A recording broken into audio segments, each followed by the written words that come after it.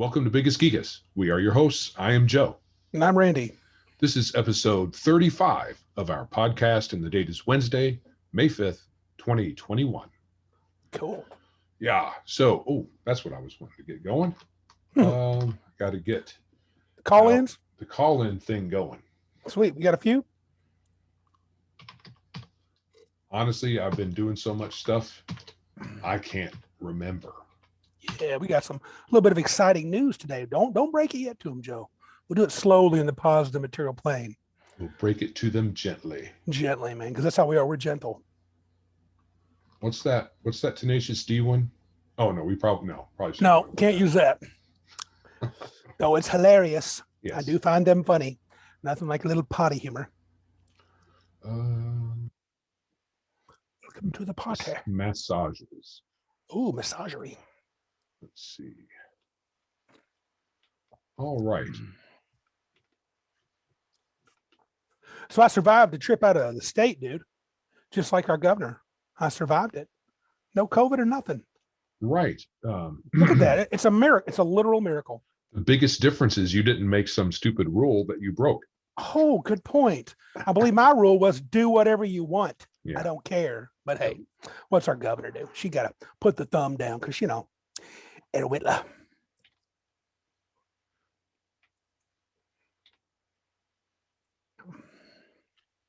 Let's see here. We got a bunch or just a few today? The bad thing about this is, one, when we initially got these, I listened to them. Yes. And then the background work I've been doing made me forget. Okay, so Pringles.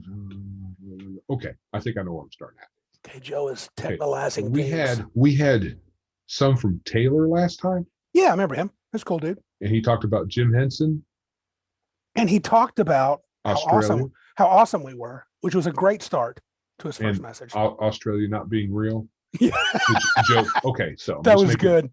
That was good. Sure. Yeah, that was cool. Where'd he go, Taylor? Okay, so I'm going to start one after I share. Okay. And if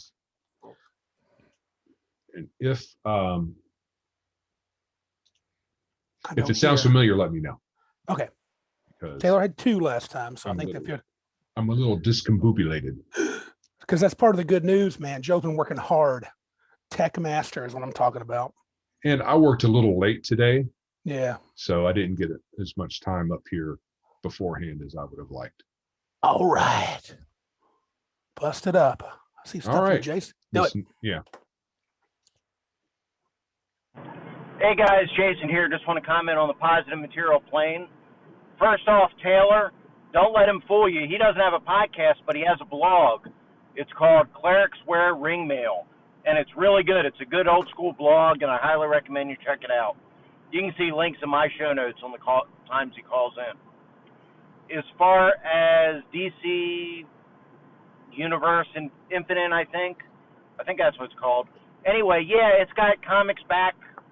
Yeah, it's got not all the old comics, but it's got a ton of old comics going back. I'm sure it's got Action Comics 1. I'm driving in the car, so I can't look right now. But it's got tons of old stuff. I've been reading stuff from like the 70s, mainly stuff from the 70s right now. But it's got all kinds of old stuff in there. Dude, DC Universe, man. Oh, Joe. I know. Jason wants us to be poor. He does. He wants me to spend all my money. Oh, I've got a great idea. Dude, and I'd heard before Taylor on the czar of the OSR, Mr. Tenkar's Tavern chat.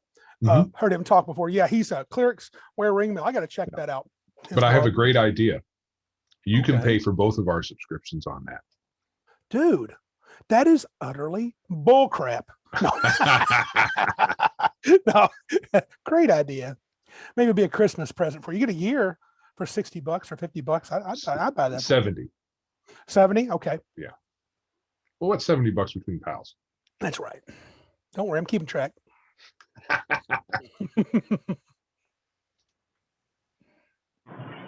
far as VTTs go, I don't disagree with John as far as they're useful. Using computers is, an aid for the GM to track a campaign. my problem with VTTs are when you have tokens on a map and you have interactive things like interactive character sheets and stuff, a lot of times I've experienced players fiddling more with the tokens and fiddling with adjusting this or playing with a character sheet, and they get absorbed into the visuals on the computer instead of the game. So they're busy moving their token around the map instead of listening to what you're saying. So that's my issue with VTTs. And it's going to depend on the player. Now, as far as VTTs go and computer aid goes, there's something to be said, especially in the case of Rollmaster, which I'll talk about now. Cool. So yeah, I mean, I don't want to poop on John's idea. John plays, dude. That's the way he rolls, and he kind of has to. And yeah, I mean, I feel I think John would be welcome at my table. I'd have a blast with that dude. And John moved to the States. Absolutely. Now you and you'll Hannah have both, and you'll guaranteed have table face to face. Yeah. State of Michigan, no worries. But I thought I agree though with Jason a little bit, because I haven't, I don't know. Sometimes people are fiddling a little bit, but honestly, I'm just probably an old man. That's what it is. Well, here's the thing. I've listened to a few other podcasts. I've cheated on you. And there seems to be an issue with a lot of people not being able to tolerate playing at the computer for more than a couple hours. Right. And I think that's kind of contributed to this thing that I've noticed with very short play time. Right. And I don't know if sitting at a table around with your friends or whatever, sitting at a game table face to face, if they have the same issue. Well, yeah. But it's definitely at least 3 different people in different podcasts talk about that, maybe more from call-ins. No, I've heard that too. Another podcast. I'll just so you know, I'm cheating on you too. So it's good for the goose, baby. Anyway, so no, I fully agree. I think when I play, I told you before, 3 hours, I start getting, even if I'm playing, I played a D&D game for 3 months or so with my cousins in Tennessee, which is where I was at last week. Loved it. Volunteer state's pretty cool. Anyway, I just, 3 hours is about it. But I do computer stuff at work.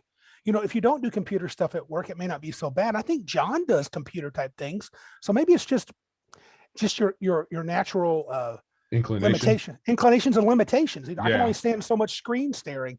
And you and I are talking about extending playtime. I don't know about you. I want to go more towards 6 hours, not 4. Right. Right. And to me, I can tolerate screen time because I love being in front of a computer. Yeah, true. I have to find a comfortable chair though. Oh yeah. I am lacking in the cushion department.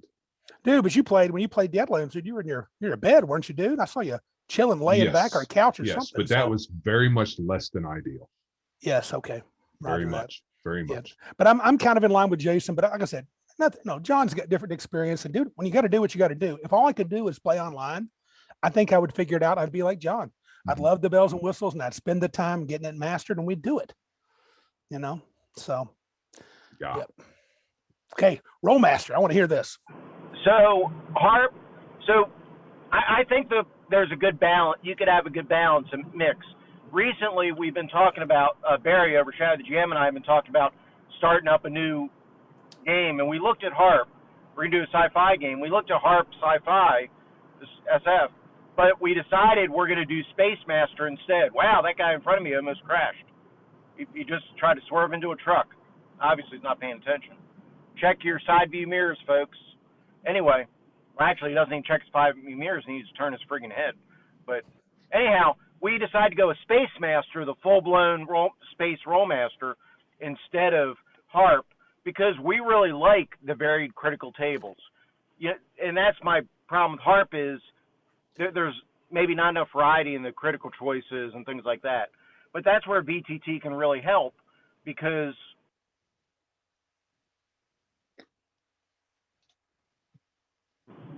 anyhow, with harp,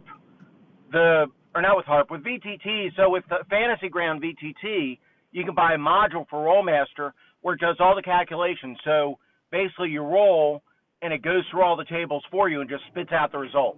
It just spits out the damage, and if you do a critical, it spits out the critical result. it automates all that process. So that might be a way to do Rollmaster if you're playing on VTTs. But I don't know. I mean, we always just copied the critical charts and gave each player the charts for their weapon or the charts for what they were going to have to roll on. And they would look, it wasn't on the GM, they roll and they'd look at their chart and say what they got. So it didn't really slow things down because you weren't paging through the books because you had your it's like when you play Dungeon Crawl Classics, when you're a wizard, you just print those spell charts out for the spells you have and keep them in front of you. So I don't know. Those are reasonable solutions. Yeah. Jason's kind of making a case for for me taking a closer look at Rollmaster. Yep. I mean, what part of me is like, if you need the assistance of, well, you don't ever need the assistance of the computer. It just makes it simpler. Correct. To play the game. I think that's kind of a negative on the game, in my opinion. And one of our friends that used to live around here, Aaron, was a big Rollmaster proponent. In fact, he's worked for ICE some, and he just thinks it's the greatest game ever. And, he was talking about in the new Rollmaster, it's supposed to be coming out, a new edition anytime now, supposedly. They're going to have an app where they're going to do all the, now, honestly, that would be boss. If you could just push a button and go whip, boom, there's your critical. Yeah. And if every player had it, you just put it on your wizard criticals. I put it on my fighter criticals. The DM has those monster criticals, and let's roll it out. That wouldn't be bad. And you and I played together Rollmaster at least once, and I didn't hate the game. It was cool. I mean, it was fantasy. It was cool fighting. But the excuse me, it's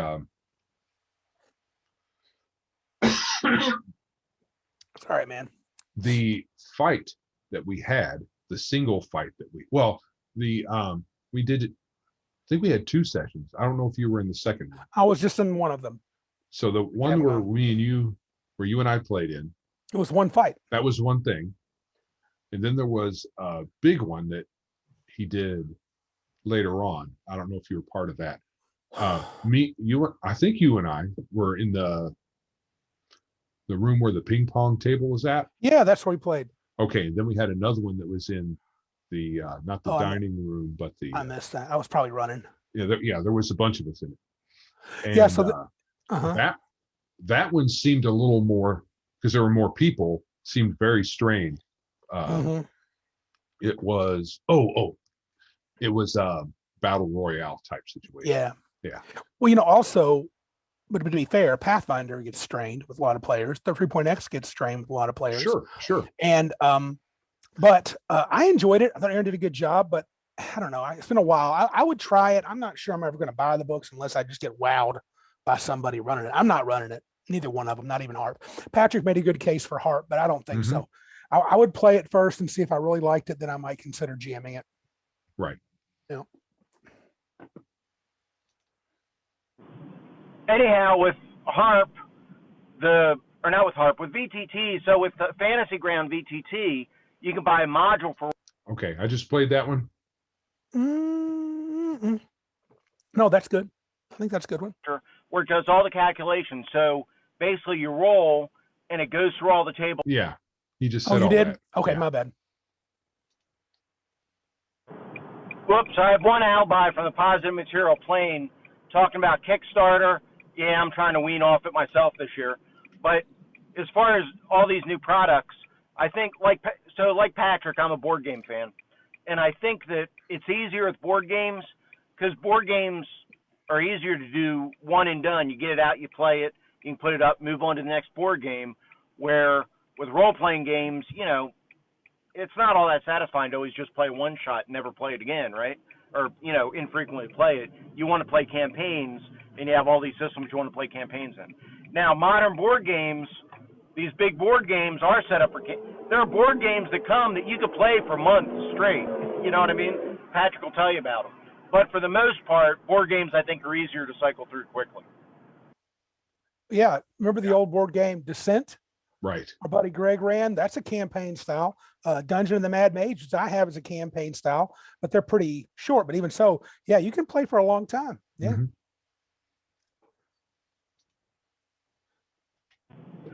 Okay, on to the main topic.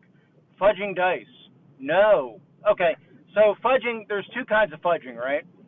If you're rolling on the random encounter table, and you roll a result and you think, well, no, I'm going to use this other result instead, that's fine. But if you're rolling dice in combat, you're rolling dice that really matter, then I don't think you should fudge those dice at all. Sir Fanghorn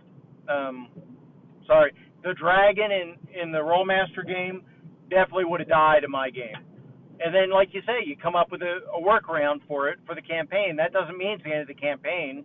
They killed Beowulf, but guess what? Or not Beowulf, damn it. They killed Grendel, but Grendel wasn't the big bad. Grendel's mother was. So you just got to come up with Sir Fanghorn's mother, right? It's just a matter of working it out. Yes, and Jason, your check is in the mail. Yes, sir. I lean toward that camp. We love us some Patrick, but we agreed to disagree last week, so it's okay. Especially given that the roll being fudged wasn't a GM roll, and the GM said they were fudging it. It's kind of the work. I think if the GM's going to fudge their own rolls, that's one thing. But I'd have been intrigued. player, Well, I'd have been intrigued to see if a player who wasn't a GM would have been as agreeable. Patrick's a GM, so he felt for Aaron in that situation when Lord Greenwood, the dragon, got zapped. So he willingly even brought it up. So I don't know if all players would, or many players would do that, let alone a player who's never GM before. And He's all about, especially a power gamer who I'm not knocking. Dude, I don't know about that dude. They'd be like, come on, dude, I waxed that dude. Right. I get the thought. I understand where he's coming from. Cooler story. I just don't agree.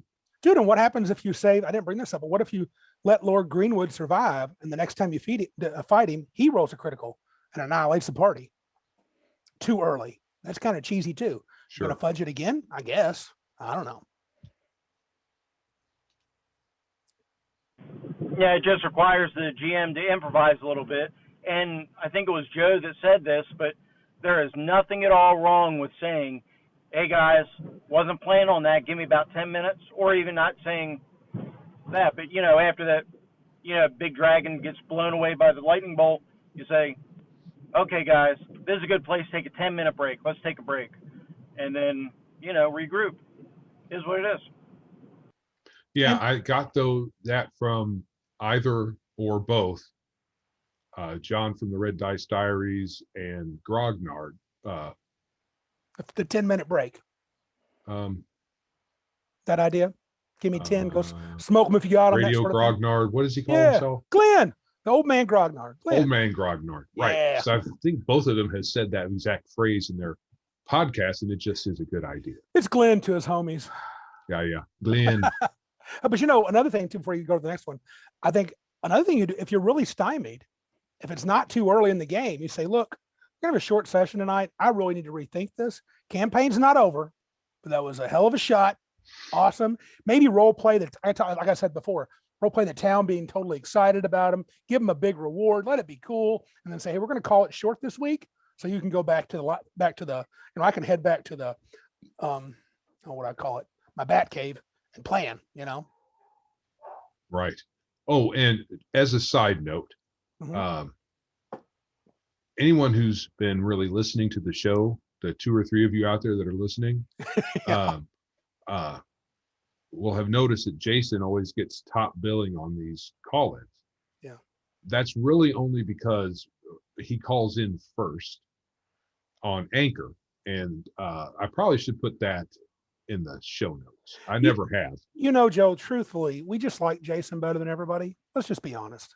Well, he does agree with us a lot. So yeah, Jason's our favorite. So I'm sorry. If it hurts your feelings, oh well. No, no, really. It's just Jason he's really consistent. So hey, I think he deserves a little prop. After we drop a podcast, he generally sends a message like at 5 a.m. Something like that. Really early. He's simply a rock star. Let's just admit it. So if you want to be heard, you can drop us a line at Anchor, and I'll put that this time I'll put that link in the description, and I will link in the show notes, and I'm going to try to incorporate that in other ones. And if you in time, and if you call early enough, we'll be first. Mm-hmm. No, you won't, because you're not going to be Jason, because he's awesome. All right. So You could be second. Think you of could it be that way. second. You could be Shoot for second. That's a brave move. Now, sometimes this next fellow beats Jason.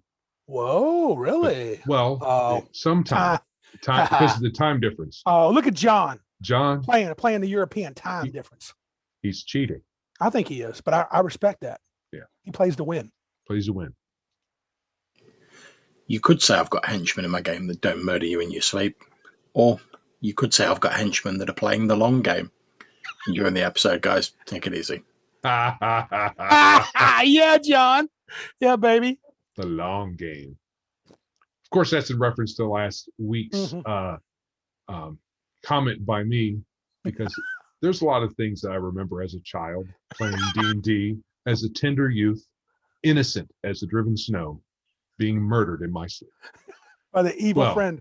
My character being murdered Yes. in my sleep. Hey, at least I didn't kill you, Joe. It was the one female character I ever played. Was it? Okay. Yeah.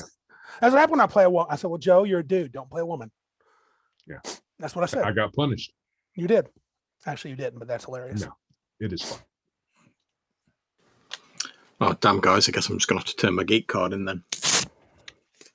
But in all seriousness, though, yeah, don't get me wrong, I do still enjoy the Dresden Files, but like a lot of these things, like TV series as well, and as Joe was saying, all sorts of urban fantasy, if in your first mission you beat a werewolf, in the next mission you got to beat something more powerful, in the mission after that you got to beat something more powerful than that, and it just keeps going up to the level where, like, you're fighting gods and sort of things like that, and all these, and as you guys said, trying to cram in desperately every single piece of like mythology from sort of like around the world just to get new ideas. So whilst I still do enjoy them, I preferred the sort of noir, like detective vibe, to be honest. And at the risk of putting my geek card at further danger. Actually, after the very last novel, Yeah. I think he might be returning to that. Oh, cool. So I think John makes a good point. I mean, he does. that first book where he fights that toad demon that nearly kills him and his girlfriend, that was pretty intense. And that was cool because he wasn't powerful enough to just blast that thing out of existence with no effort. So it was pretty cool. So I get what John was saying. They have a lot of things they could have kept at a lower key, but I still enjoy the Dresden Files. I think they're really good. The world's rich, and yeah, they go a little crazy with high powered stuff, but dude, the writer Butcher is just hilarious. He's got a thing that I like the way he writes. I think that what keeps me going is the pop culture references that are relevant to me. It's not really doing anything current, Right. which is also nice. Yeah. The other thing that bothers me is the vibe of this might be more negative material playing material, Okay. but how he treats God. Really? Yeah. To me, there's kind of the vibe of all religions really kind of, at least modern, they're all kind of worshiping the same fellow. Oh, I was saying that. Okay. I thought it, see, I guess I didn't get that. I didn't pick up on that. Well, I was opposite. I thought it was kind of impressive that it's like he always talked about God in reverence. Surprisingly. No. I'm not saying he doesn't. Okay. But with the knights, The idea of I mean, Buddhist who actually worships God and an atheist who is an atheist. How can Well, an atheist be? It doesn't make. He tries to explain it, but it's really kind of dumb. dude. Well, it's funny though, but I love that one when was it who's his little cop partner? Man, I can't Murphy. Yeah. Murphy asked him. He's an atheist. He goes, you're after that, having a big fight.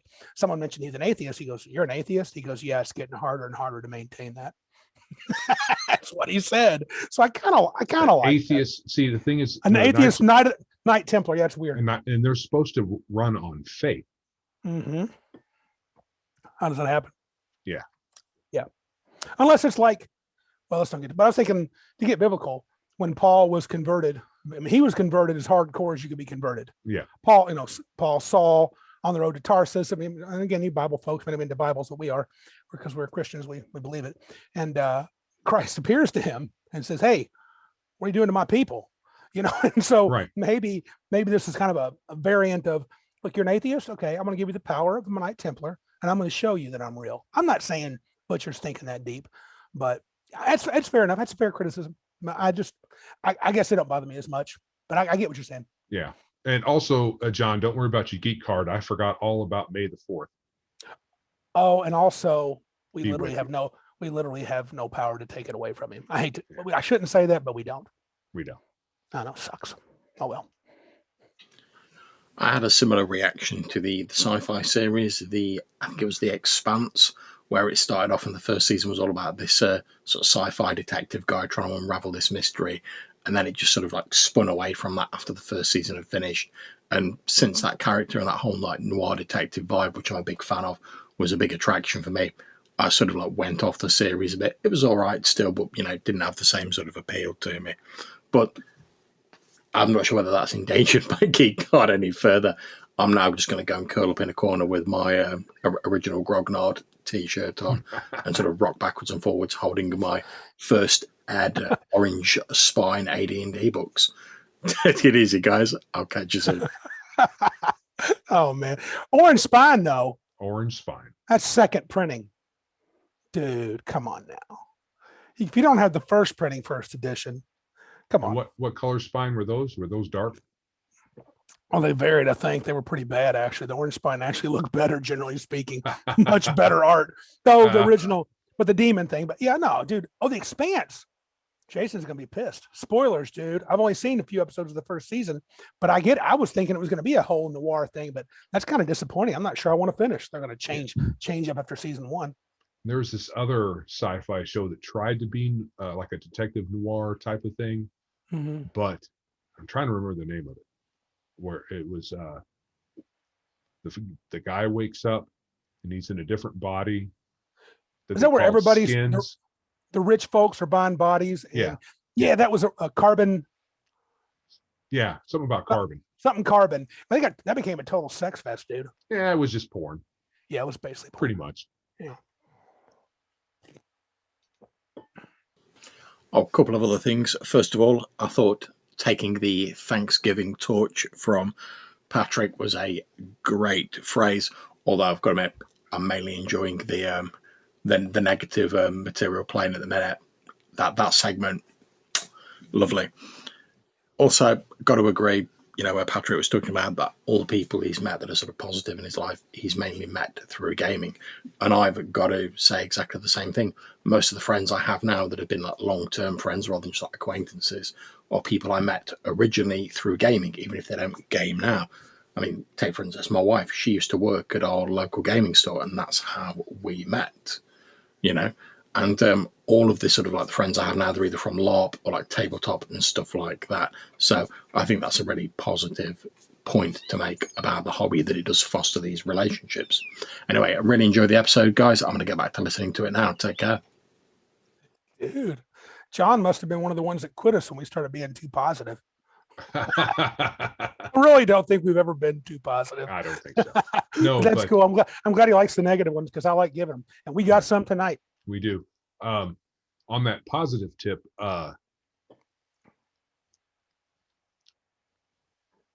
with meeting most of your friends in gaming you have long-lasting positive relationships. Yep. It kind of really speaks against the whole negativity that some of the wokesters have. Yeah. Toward the game in general. It's not real. It's not real. They're talking about a world that does not exist. Yeah, and Joe and I met. We talked, I think, this before in 7th grade after going to football practice. But having said that, dude, we were into gaming quick, and Joe and I, we share a deep-seated love of role-playing games. And even early on, he was the one. You're the one dude that I could always know that I could sit and just talk and talk. We talked about our late nights on the porch out at Granny's, and we were like just discussing gaming and this and that. You kept telling philosophy, me, even though we didn't really learn any of it. Didn't know it. We just faked it. Everything I learned it. Everything I needed to know, I learned playing D&D. No, that's not true, but yeah, I mean, you expand beyond gaming and you lead to other things. Because when I find out, Joe likes wizards, I know the guy's a cerebral dude. So that leads to other questions. You can have deep questions, you can have challenging questions, and, and whenever he knows that I won't give him any magic items, he knows I'm a super stingy dude, and he's like, I hate this guy. So it works out pretty good. It's a very odd train of logic there. Well, One could almost say that was not logic. they could. That would be strange, considering I'm extremely logical, except when I'm not. Because I'm a people. Hey guys, Jason here. I wanted to call back because I felt maybe I was too negative to Patrick. Well, I wasn't trying to be negative towards Patrick, but I'm worried that the way I came across seemed that way, and that wasn't my intent. So I hope he didn't take it that way. With my comments on the idea of fudge and dice and on Rollmaster and Harp, I definitely wasn't trying to invalidate his opinions. Also, as far as the DC Unlimited online thing goes, they do have Action Comics #1. They have 460 issues of Action Comics, 693 issues of Detective Comics, 548 issues of Batman.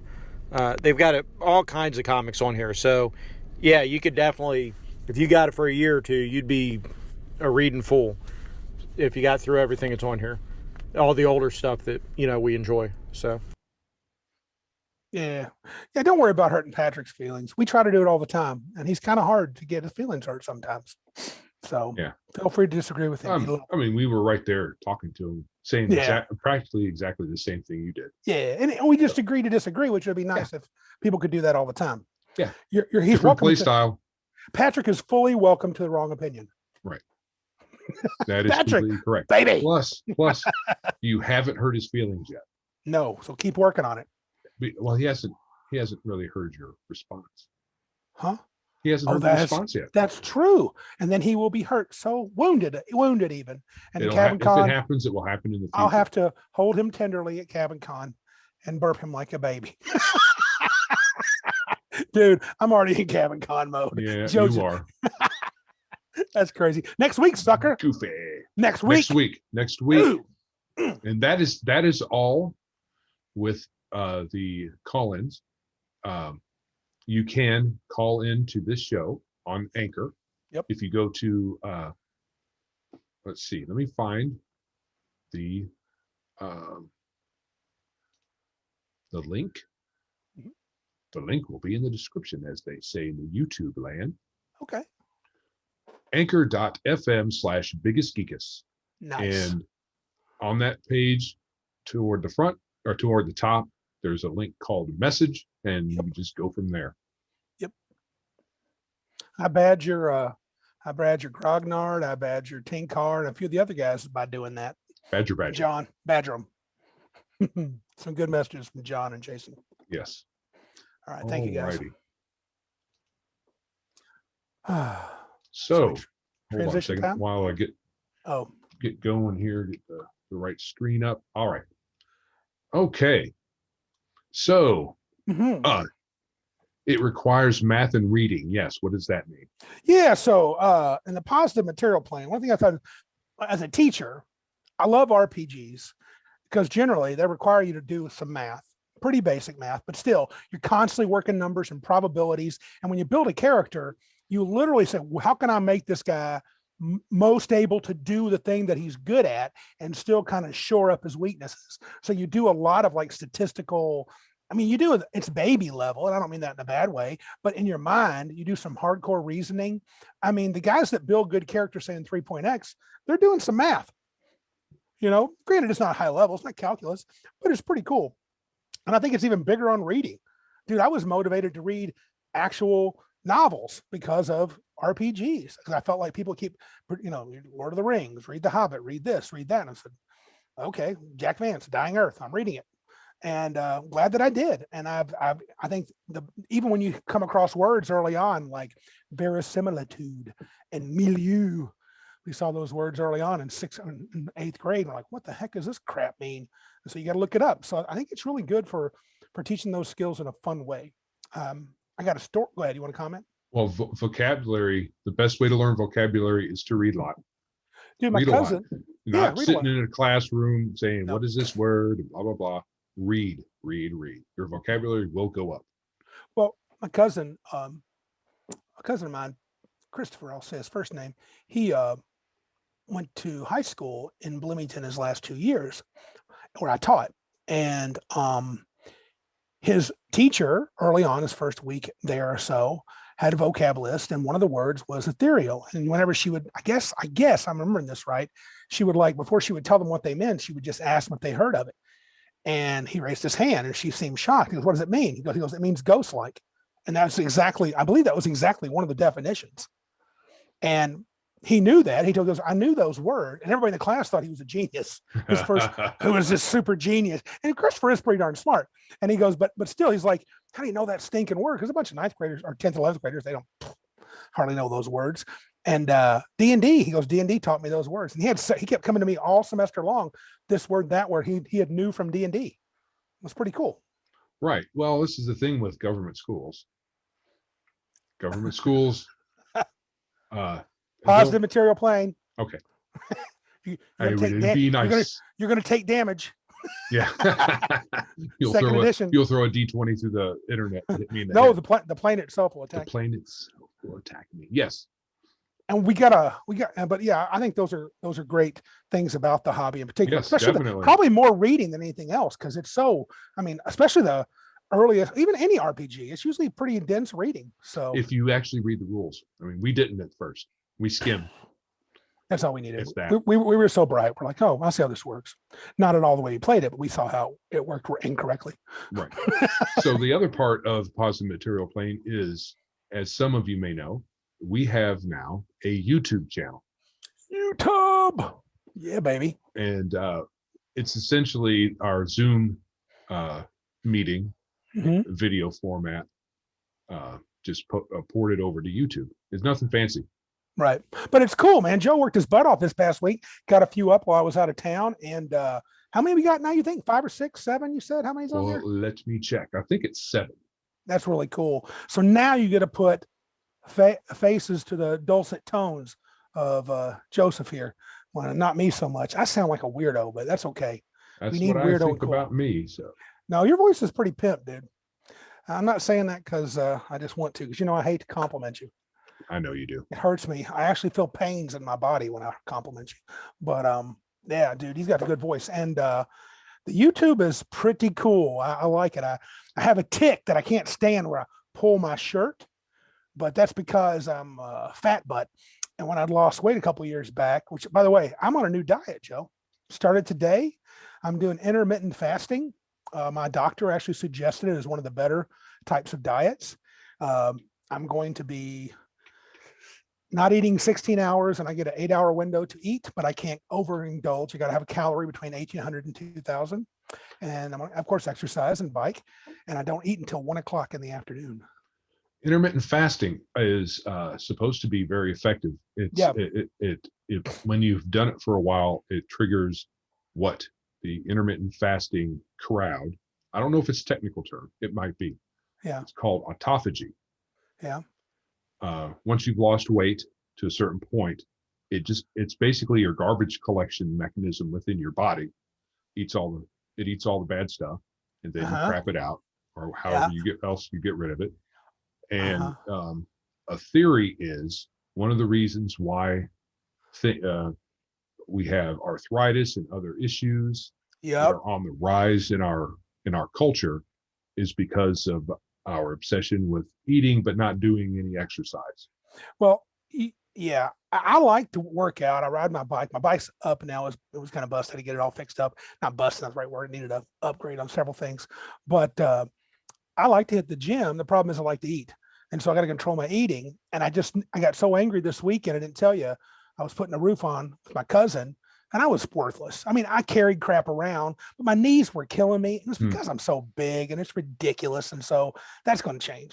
I'm telling you right now, I'm going to lose weight. I'm sick of this. And we're obsessed with carbs. Yes, we are. Yeah. And that's what I can't. Yeah. Well, luckily there's not too many. I mean, I can do gluten-free bread because I have a gluten-free issue. So I can't go crazy on the carbs because most gluten-free carbs taste like poop if they're bread. Yeah. But bread, pasta, rice, all that stuff. Gotcha. We eat too much of it, and a lot of it's processed. You get it in a box or can or whatever. Yeah. It's bad.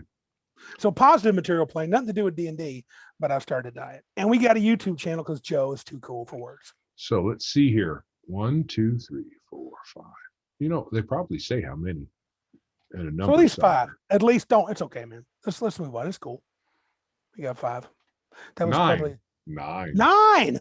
Dude, you can watch our old videos and probably this one soon on YouTube. And hopefully we're going to get fancy schmancy with this stuff. Maybe have a guest or two coming up soon. Hopefully. Hopefully. Not that anybody has been asked yet. Now we have a segment. We have a topic. It's not a segment. I wrote it as a segment. Oh, This is. Are we ready to move it's a on? separate segment. Okay. But it's not really, because I put it in the positive material plane, but part of it's going to be in the negative. So really, for you Planescape fans, this is in the plane of concordant opposition. It's halfway in between positive and negative, but that's not actually right because that doesn't matter. Technicality. Jeff Goldblum. Yes. In this dark dice actual play, Goldblum's going to play a half-elf sorcerer named Balmer. That's pretty. Something like that. That's kind of cool, man. I love that dude. And if I was inclined to watch actual plays, which I'm not, I'd probably give that a look or a listen. I may listen to the first episode he comes out just because I like Goldblum. But I think that's kind of cool that some dudes managed to. I saw a little interview with the lead guy for about 5 minutes. He said he just thought, let's reach out and try it. They didn't know him from Adam, and they said, okay, I'll do it. Right. So we're going to talk a little about the negative side of that and the negative material plane, but I think that's kind of cool that you can get somebody like Goldblum to, I mean, it says something. Yeah, it does about the popularity of the hobby. Right. Yeah, it does. And yeah, that's pretty sweet. And, you know, I've liked practically every movie I've seen him in. Yeah. I can't really remember one that I haven't.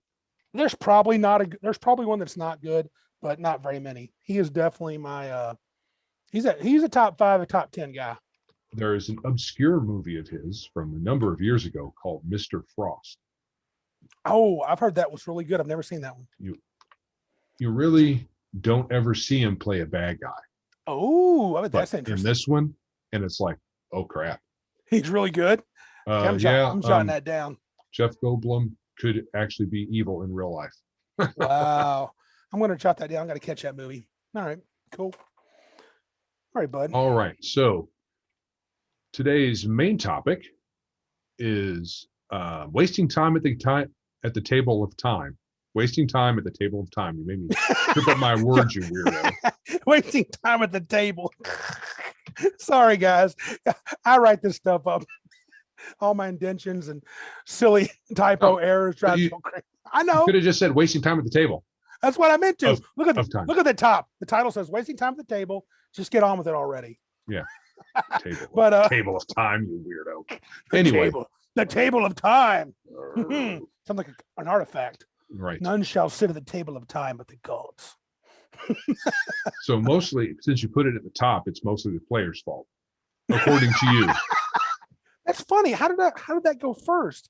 Well, here's how I designed it, dude. So it's the player's fault. That's part 1. And then part 2, it's the GM's fault. Now I have a couple that I've decided to put in both issues there.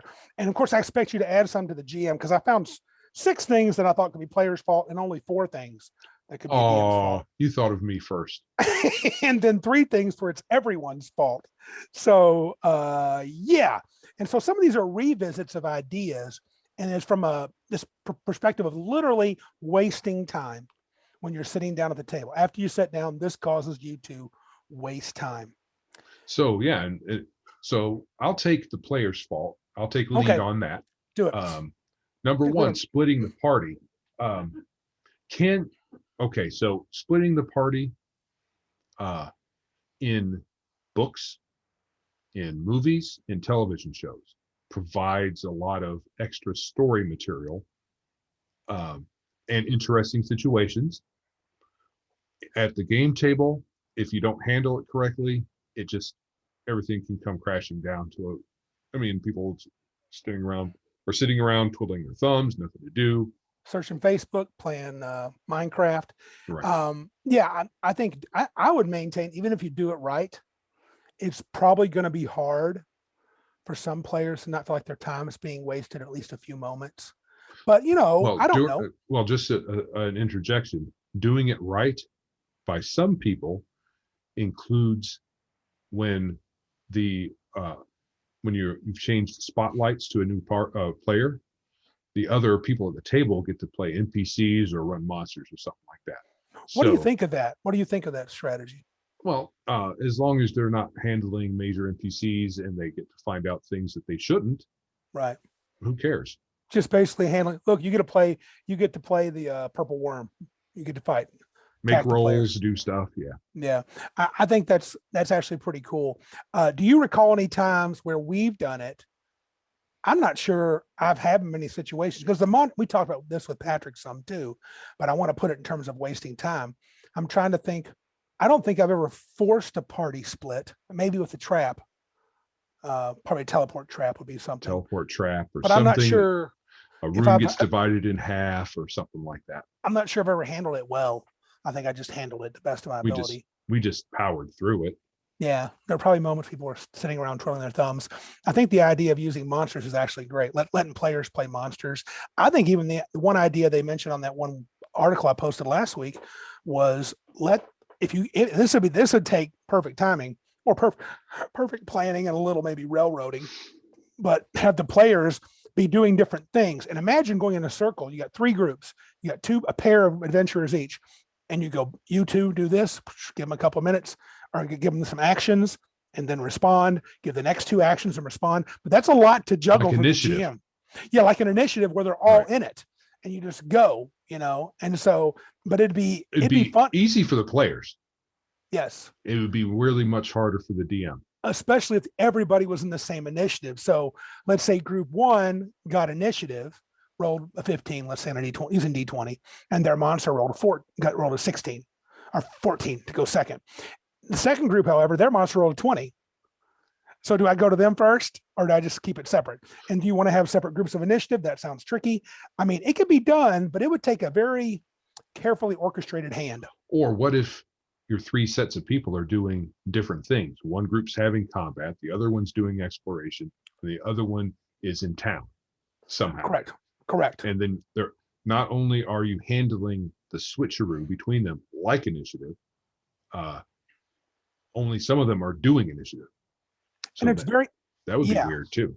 Well, it's very hard too if you didn't do initiative, but imagine even handling it in general. So let's say you could go into Greyhawk, city of Greyhawk, massive metropolis in the world of Earth, and 2 characters I mentioned, Joe and Patrick, Lazard and Brock, Butch. They end up going to the bar, and a couple of half-orc barbarians had enough of Butch, and they're going to finish him this time and get into a big fight. So you guys are initiative fighting.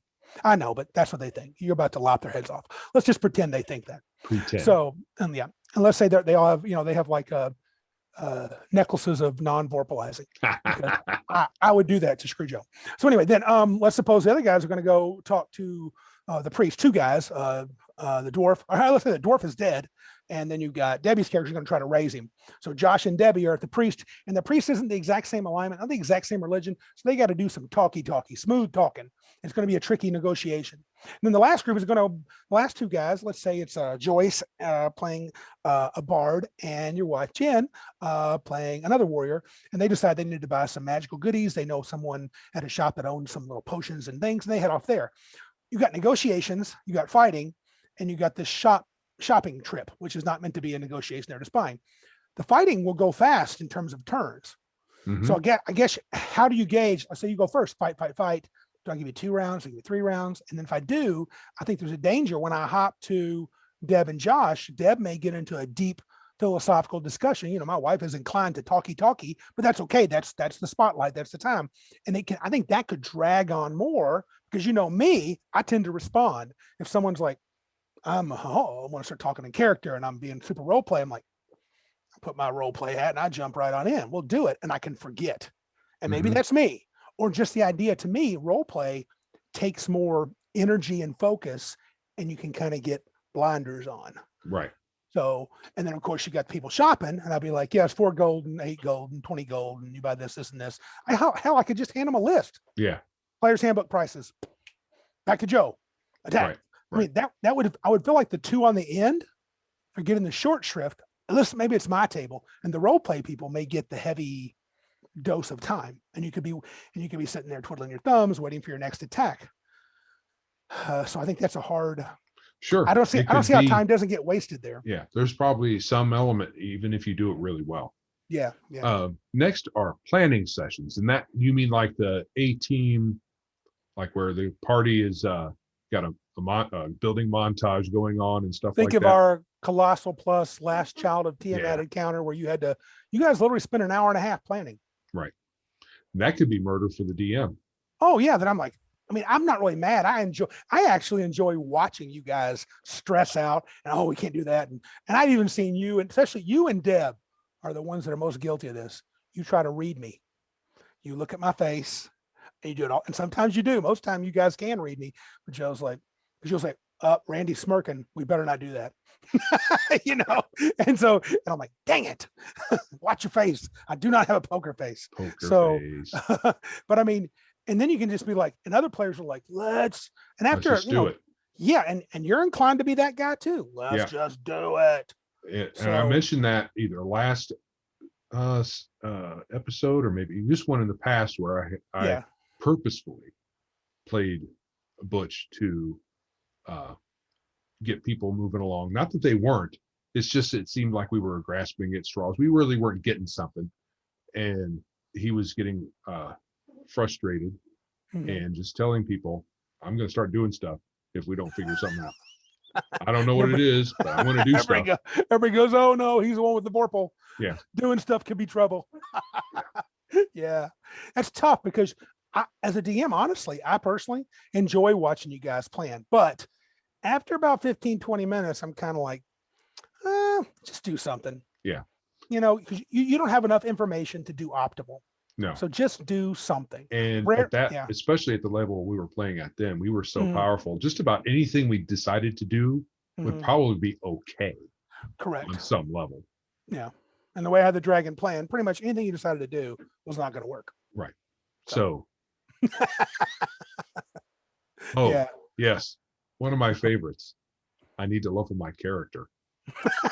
You like that one? At the session, we get to the table. Hey, I need to level my character. I'm like, leveled up last time? Why didn't you already do that?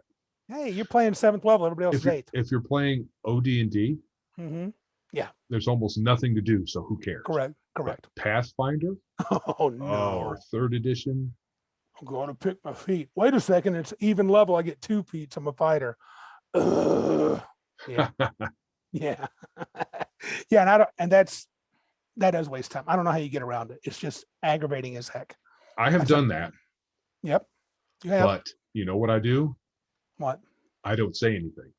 Right. I know. I see her feverishly writing things down. Yeah. But here's the thing. And I will leave things off. Yep. I will put hit points down and things that I know off the top of my head, I'll write down. And your base attack bonus goes up. The things that I can't recall, I don't have.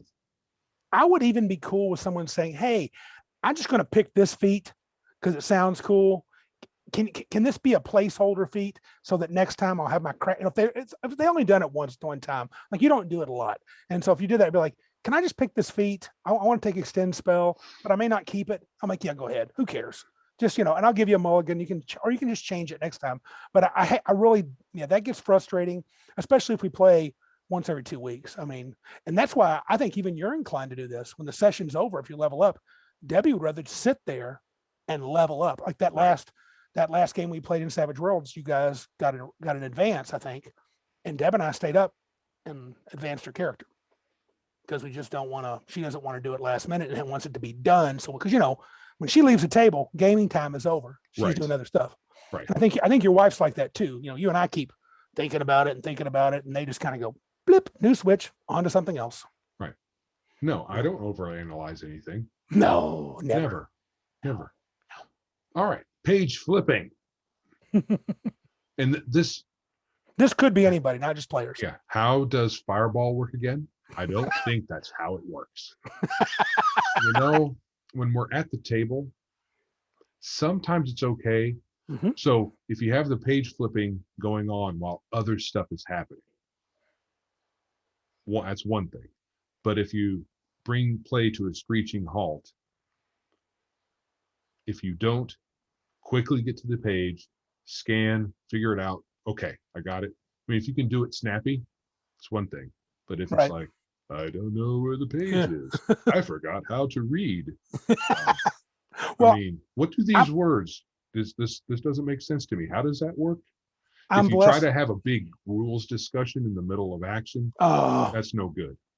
that's not how grapple works. None of us know how grapple works. It's 3-0. Right, right. Well, and I'm blessed because I have a couple players, Dave and Joe himself, Mr. Joseph, and Philip. You guys are great. Whenever I'm like, you guys got to make a so-and-so check, but we're in the middle of this. If you're gonna, like a player say, I'm planning on going up, jumping on the bridge. I'm going to attack that ogre when it's my turn. And I'm like, jumping, how does that work? And Joe will be like, I got it. And I'll keep describing, keep going the combat because the guy that's going to do it hasn't, gone yet. Or Dave will say, I got it. Or Philip goes, I got it. I say, how's that spell? Is there a DC? Is there a save on that? And they're like, boom. And that's from my perspective when I'm not fully prepared. As a DM, I rarely have to open the book because I got you guys. Right.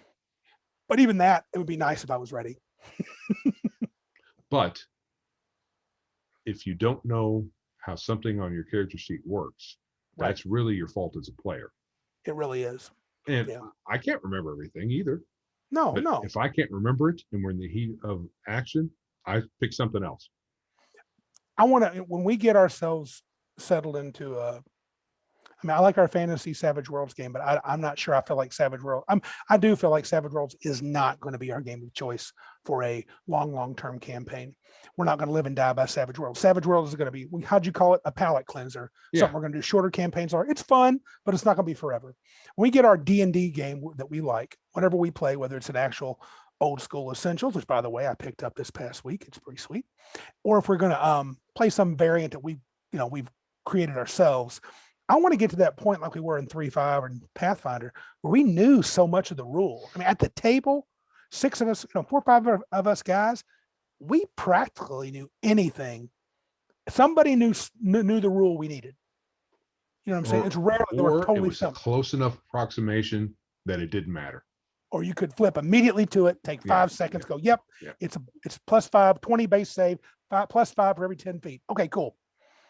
So yeah, that wasn't, and that can be a tricky thing. So the DM takes a little bit of guilt on that, but I say it's more the players because, the DM, if you're doing your job as a DM, you should, if I like, they're going to make bunches of jump checks. I read the jump rules, and I jot them down, or I put a sticky note in so I know where they're at. Yeah, I agree. But it can be a time waster. Oh, sure.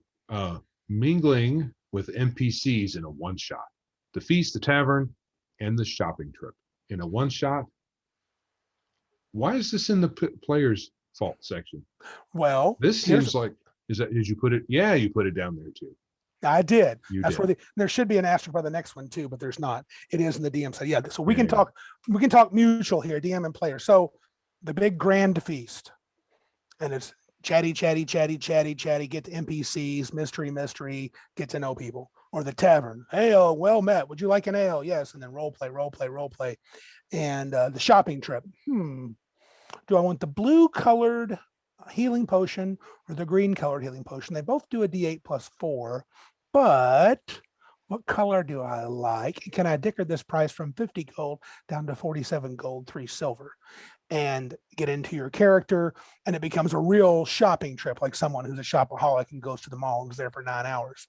So that comes from both sides. The DM can also get way into it. The strange woman bent over like a crone is actually quite friendly, and she's, hello, welcome, and I got many good items for you, and starts talking on and on, doing cool voices and getting into description, great description. And what is that cool sword? Joe says, oh, it's +1. But I spent 5 hours describing it, right? So that may or may not have a thing to do with the adventure. So the DM can do it too. So yeah, especially with one shots. I would say in a campaign, you should let the role players, the ones that love to role play, sometimes you should let them have an extended time role playing. We can't just jump, okay, next adventure, Temple of Elemental Evil, Lost Caverns of Sojanth, blah, blah, blah. But on a one shot, it just eats up time. Mm-hmm. Now, your one shot, it depends on the purpose of your one shot and who you have at the table. If you have a bunch of budding thespians at your table and your one shot is about the shopping trip somehow, fine. Right. Most of the time, one shots are about a short scenario where you go do stuff other than shopping or talking to somebody in a tavern. The tavern, the shop, and a feast can all be jumping off points, but if it's a one shot, it probably should be very small very small scene time wise. Probably at most a chance for each player to introduce themselves so everybody knows what kind of characters are there. Even if your characters already know themselves, something that can be signature to your characters. You can go, look, yeah, my fighter Butch doesn't take, he's quick to the trigger. When are we going to get out of here? I'm tired of this. So you get to do that. And the next person's like, hey, we got to talk to this guy, blah, blah, blah. And Butch is like, I hate it. I want to kill something. Right.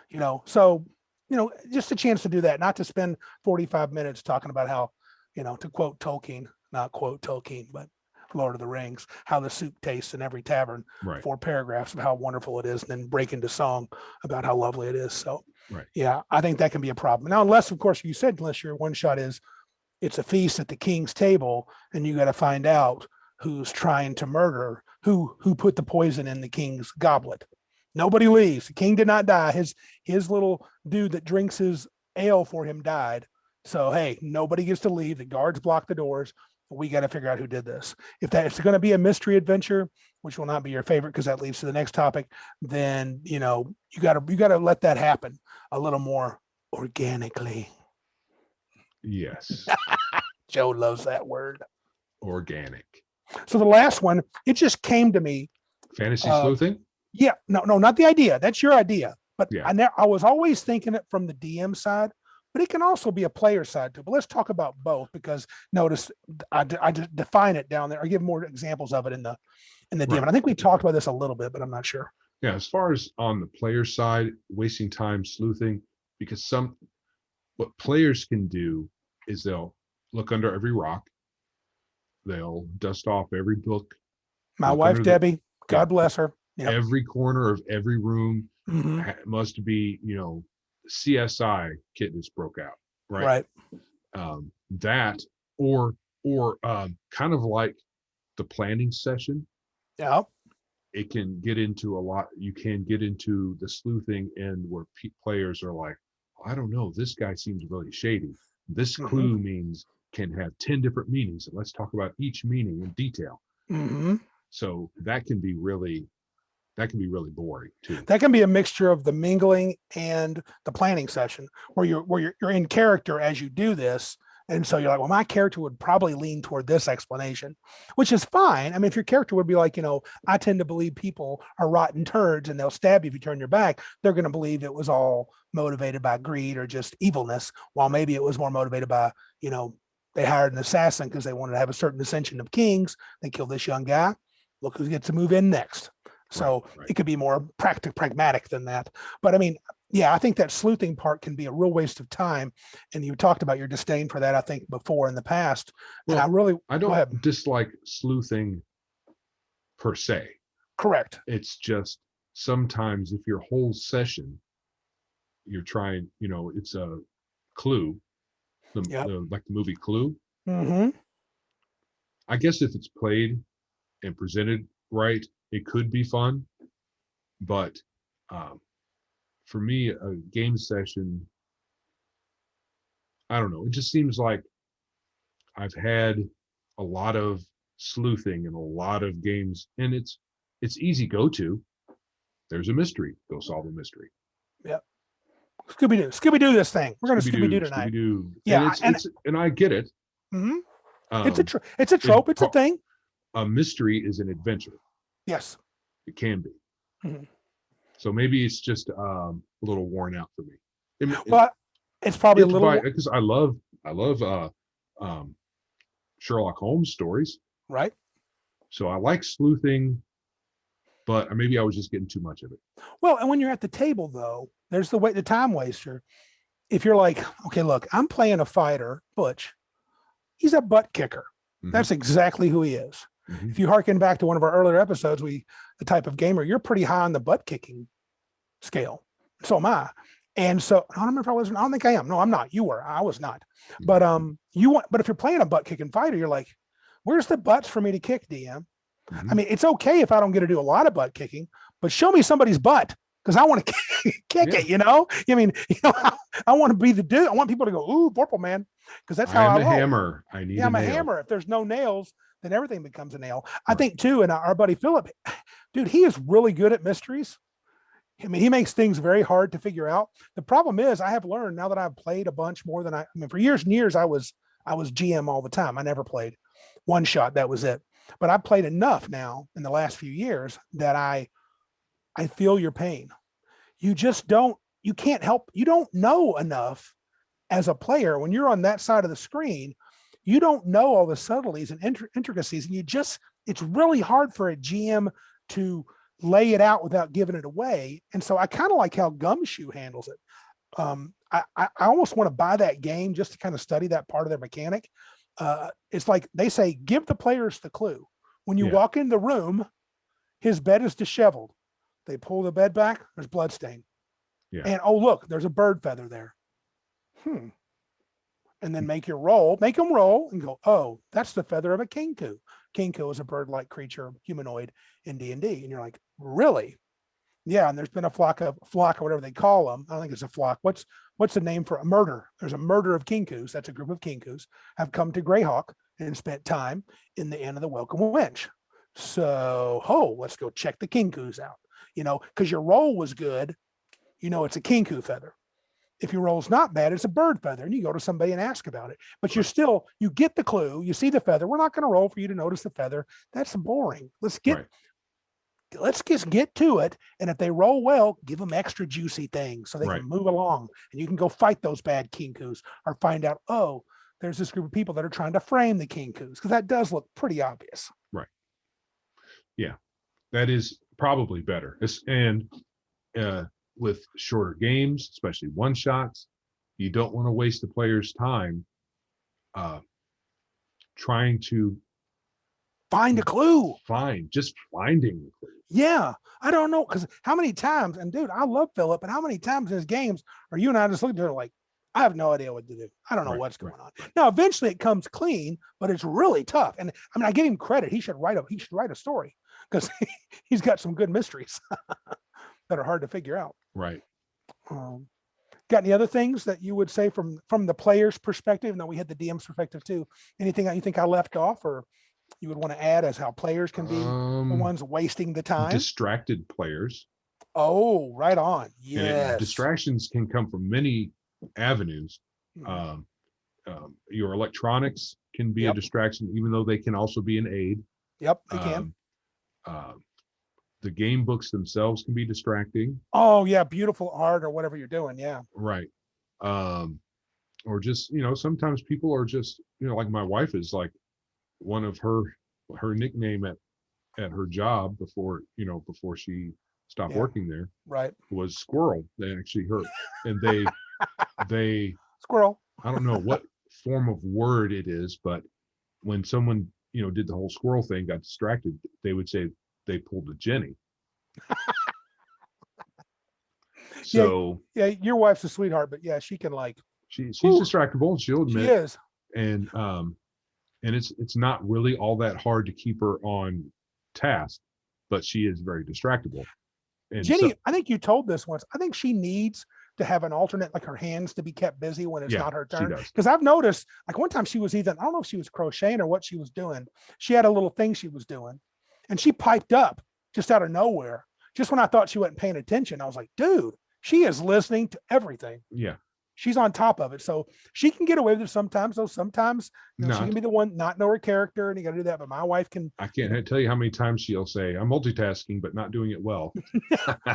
People don't do that. They don't really. We're not. We're not multitaskers. No. We can start a lot of things and then work out well. But yeah, distracted. And the book can do that too. I've been distracted with new games. I'm like, ooh, let me read this character that I'm not playing. Shadowrun. Ooh, what's a Decker do? I'm not playing a Decker. I'm a street mage. What the heck am I doing? Yeah. And I know you have Everyone's Fault, so we'll skip that until we get to it. Yeah. So shall we jump to DM's fault? Because we've already hit fantasy sleuthing and mingling with NPCs. and this is something I'm going to handle because I am the DM. I think extreme exposition, and I have gone, and I still do sometimes. I mean, I can be, I think one of my biggest weaknesses is I have a huge buildup for a one shot. I explain, as you'll see this next week in Cabin Con. I'll try to cut it back, but it won't work. But I will Yeah. cut back some. But describe a tavern in gruesome detail, or an NPC, or a lair. Unnecessary history. Now I've cut back on that because it might be written down in my notes. In fact, it probably is. Probably 50 years of history at a minimum for each scene. But not really. But I have reasons, for things being there. But I think a DM can really, it's wasteful because if it's not that I don't think that stuff for some players, it's not that some players don't find that interesting. They do, but that's not the point of the session, is to know the succession of the line of kings going to this king's tomb, unless maybe it's a puzzle and the player's trying to figure out. Right. But I think puzzles, that's something that can be a time waster. But as far as the DM, extreme exposition definitely can make players, lose attention, get sidetracked, and you throw so many names and people and places. They're like, which part's important? What are we doing? Is it Edwin the First, or Norin the Second, or is Grunhilde the Third? I mean, what's the important thing here? Right. And I think we were trained in a way with old modules where you I don't know, probably it's not like anybody told you to, but we probably all assumed that you read the box text. Yes. So we kind of got trained into exposition in that way. A lot of us, probably. I think last Friday, I think when Eric Tinkar and Joe the Lawyer had their little Iron Rations episode, Eric brought up the idea of box text. I think Joe liked it and Eric hates it because he thinks it's way too verbose. Mhm. And I lean toward Eric, but I definitely feel Joe's love, because honestly, I kind of like it. But sometimes it gets so big. I remember reading modules and they would read the box text. I'm like, wow, what does this room even look like? I have to reread it over and over to find the 4 or 5 snippets and go, oh, I'd have to look at the map and then have a cool drawing. I'm like, okay. Like I love Tomb of Horrors. They had all the pictures at the end, the little picture booklet, because sometimes their description, while it reads like it's great, not all of it registered because it was so many dang words. Right. And I can only imagine the players who are hearing me drone. And in the corner, you see an armoire. It is filigree. It has been filigreed. It has a birds on the edge, and blah blah. So I the think details. I think in some advice has been since then has been to paraphrase, because a lot of people, they're like, what are you doing? You're reading 3 or 4 paragraphs. We're just sitting here twiddling our thumbs. And I generally don't read box text. I'm not. No. You make up you make up your own. Yeah. Well, that was only 7 paragraphs. I can do 20 easy. So, but another thing that I think it was Tracy Hickman. I heard him at Gen Con say, I think it was Hickman. Someone said this. He said, you got to be, no, it was an article he wrote. I believe, well, I'm going to give Hickman the credit. He said, sometimes box text can be, if you give too much detail to the players, like I said, you see these birds carved in the corner of this armoire, and over here you see this blah, blah, and I give this rich detail, you can actually lead players to distraction. Because if you say those things, they go, oh, he gave great detail on the armoire, it must be important. And I'm like, no, it actually has nothing to do with anything. But how could you not grab it? Joe's like, he spent way too much time in the armoire. Let's go check the armoire out. I put all the and we're trained in a way to think that way from movies and TV. Most of the time, only the things that get attention are relevant. So you could have the camera pan over a big room with lots of interesting things, but it'll zoom in on the important thing. It'll go to that, or the narrator will talk about it, or a character in the story will talk about a thing to great detail. And sometimes it's the MacGuffin that doesn't come in until the very end to save the day, or something. I say, yeah. In these days, especially with so many, we're old men, and we got lots of experience of playing. I could walk in and say, okay, you're in a dungeon and you find the evil wizard's bedroom. And you see a canopied bed, shelves full of miscellaneous arcana. Mm-hmm. You would fill in, your mind would be racing with what could be there. Do I Yeah. see any potions? Say, no, you see a bunch of books. Ooh, Joe's eyes get big. And I say, you notice that each one of their bookends is a demonic figure. Make a roll. Oh, look, if it's important, Mm-hmm. I'll describe it as you're interested in it. I describe it. If Yeah. you're not interested in it, I don't. Unless, of course, I got some creature hidden there. It would be kind of, I can say, well, what if one of the bookends is actually an imp, but he's sitting still? Right. Which makes sense. And boom, if you don't pay attention to it, he jumps and stabs you with his death poison, right? Right. So I think that's more fun. Now, some players would probably cry foul, especially back in OD&D days when Gygax was all about paying attention to detail. And even if you did, something would be hidden where you would never think about, never get the treasure. But not to knock Gary, but that's kind of how it was. If you didn't pay real close attention, you get screwed. Or there would be a magic item hidden in in a place no one would ever look.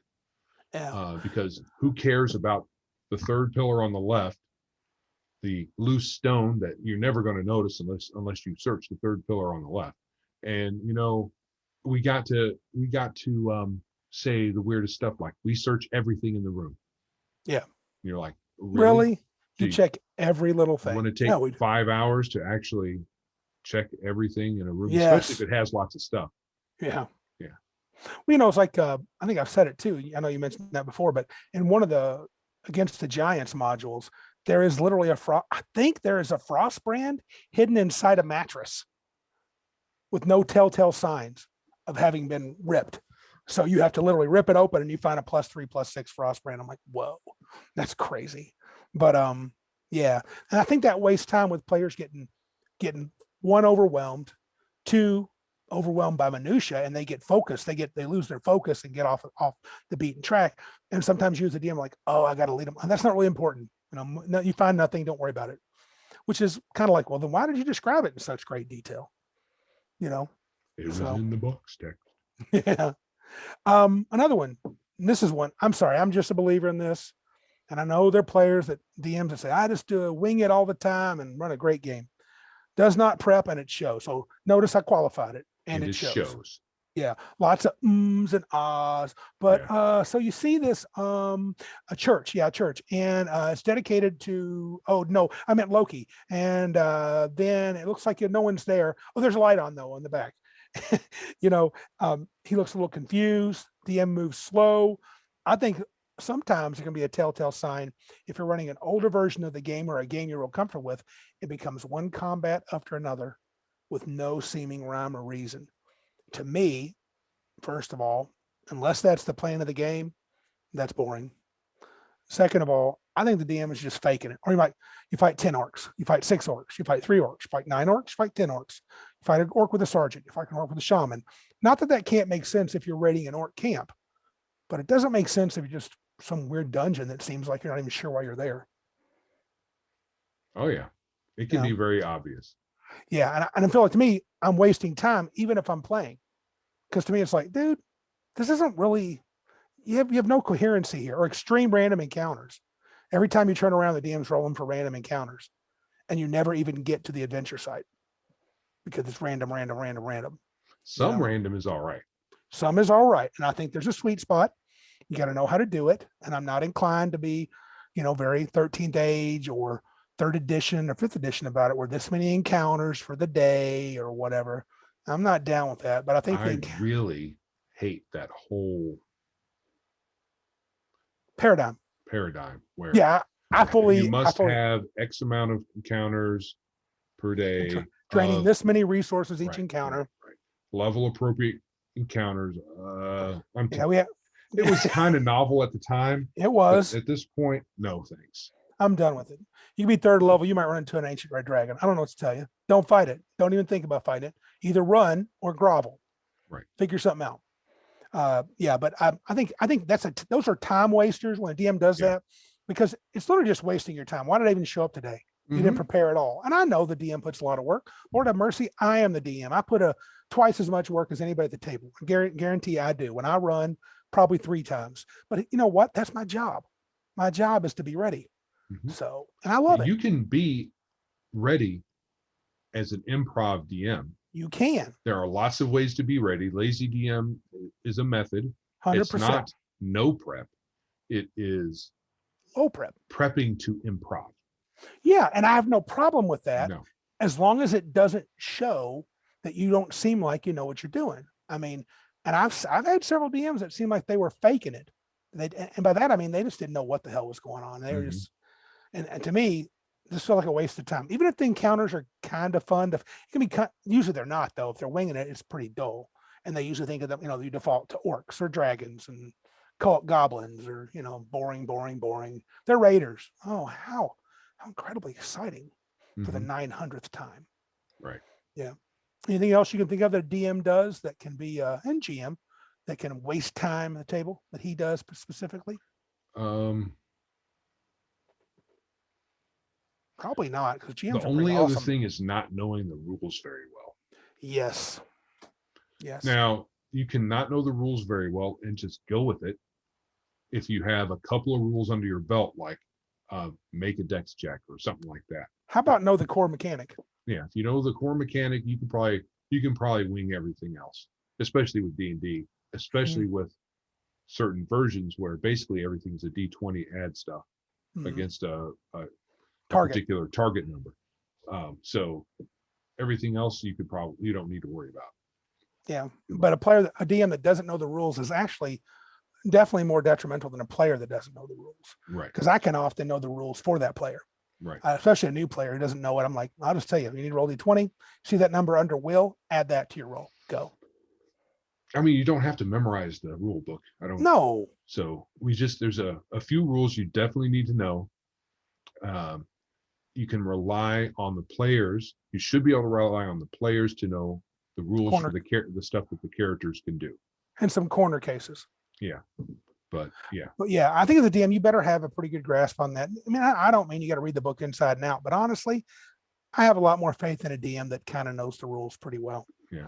Well, if everybody's sitting down at the table for the first time, or let's say we're giving a newbie DM a chance to play, you can give some allowances and not worry about it. But at some point, they need to know the rules.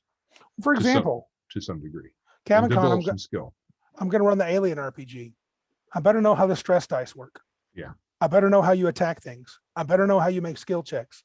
I better know what kind of skills a big machine person tech has. I better know what an android is if I'm going to use one. I mean, and you expect me to. It doesn't mean I forgot how this worked. And then I was reading last night how the monsters work. Dude. The aliens are no flipping joke. Doesn't it? I don't think the rules are too complicated. It just says you die underneath them, right? No, listen to what they do. They have multiple types of aliens from the different movies. You roll a d6, and that's the attack they do. Now, some of them are like roll 8 dice to attack, which by the way is insane. Some of them are like cut your head off. I mean, it's just if you get into combat with like a queen, if she rolls like a 6, you're dog meat. She just literally slaps your head off your shoulders. Oh, so the D6. It's just that's what happens. This is what happens. So yeah. There's no. Now many of the D6s are like roll this dice, roll these dice, but some of them are like, Oh no, they're almost all rolling dice. My bad. Roll this many dice. If they succeed, she slaps your head off. It's like, dude, you better be like ready to rock. You're gonna fight one of those aliens. Trust me though, you're gonna have some weapons and stuff. You're gonna be able to hurt them, but it's not the name of the game. It's not an adventure time or adventure fighting. It's like horror, body horror, terrifying aliens. You better not fight them unless you have to. Acid for blood. Correct. Concentrated acid for blood. Everyone's fault.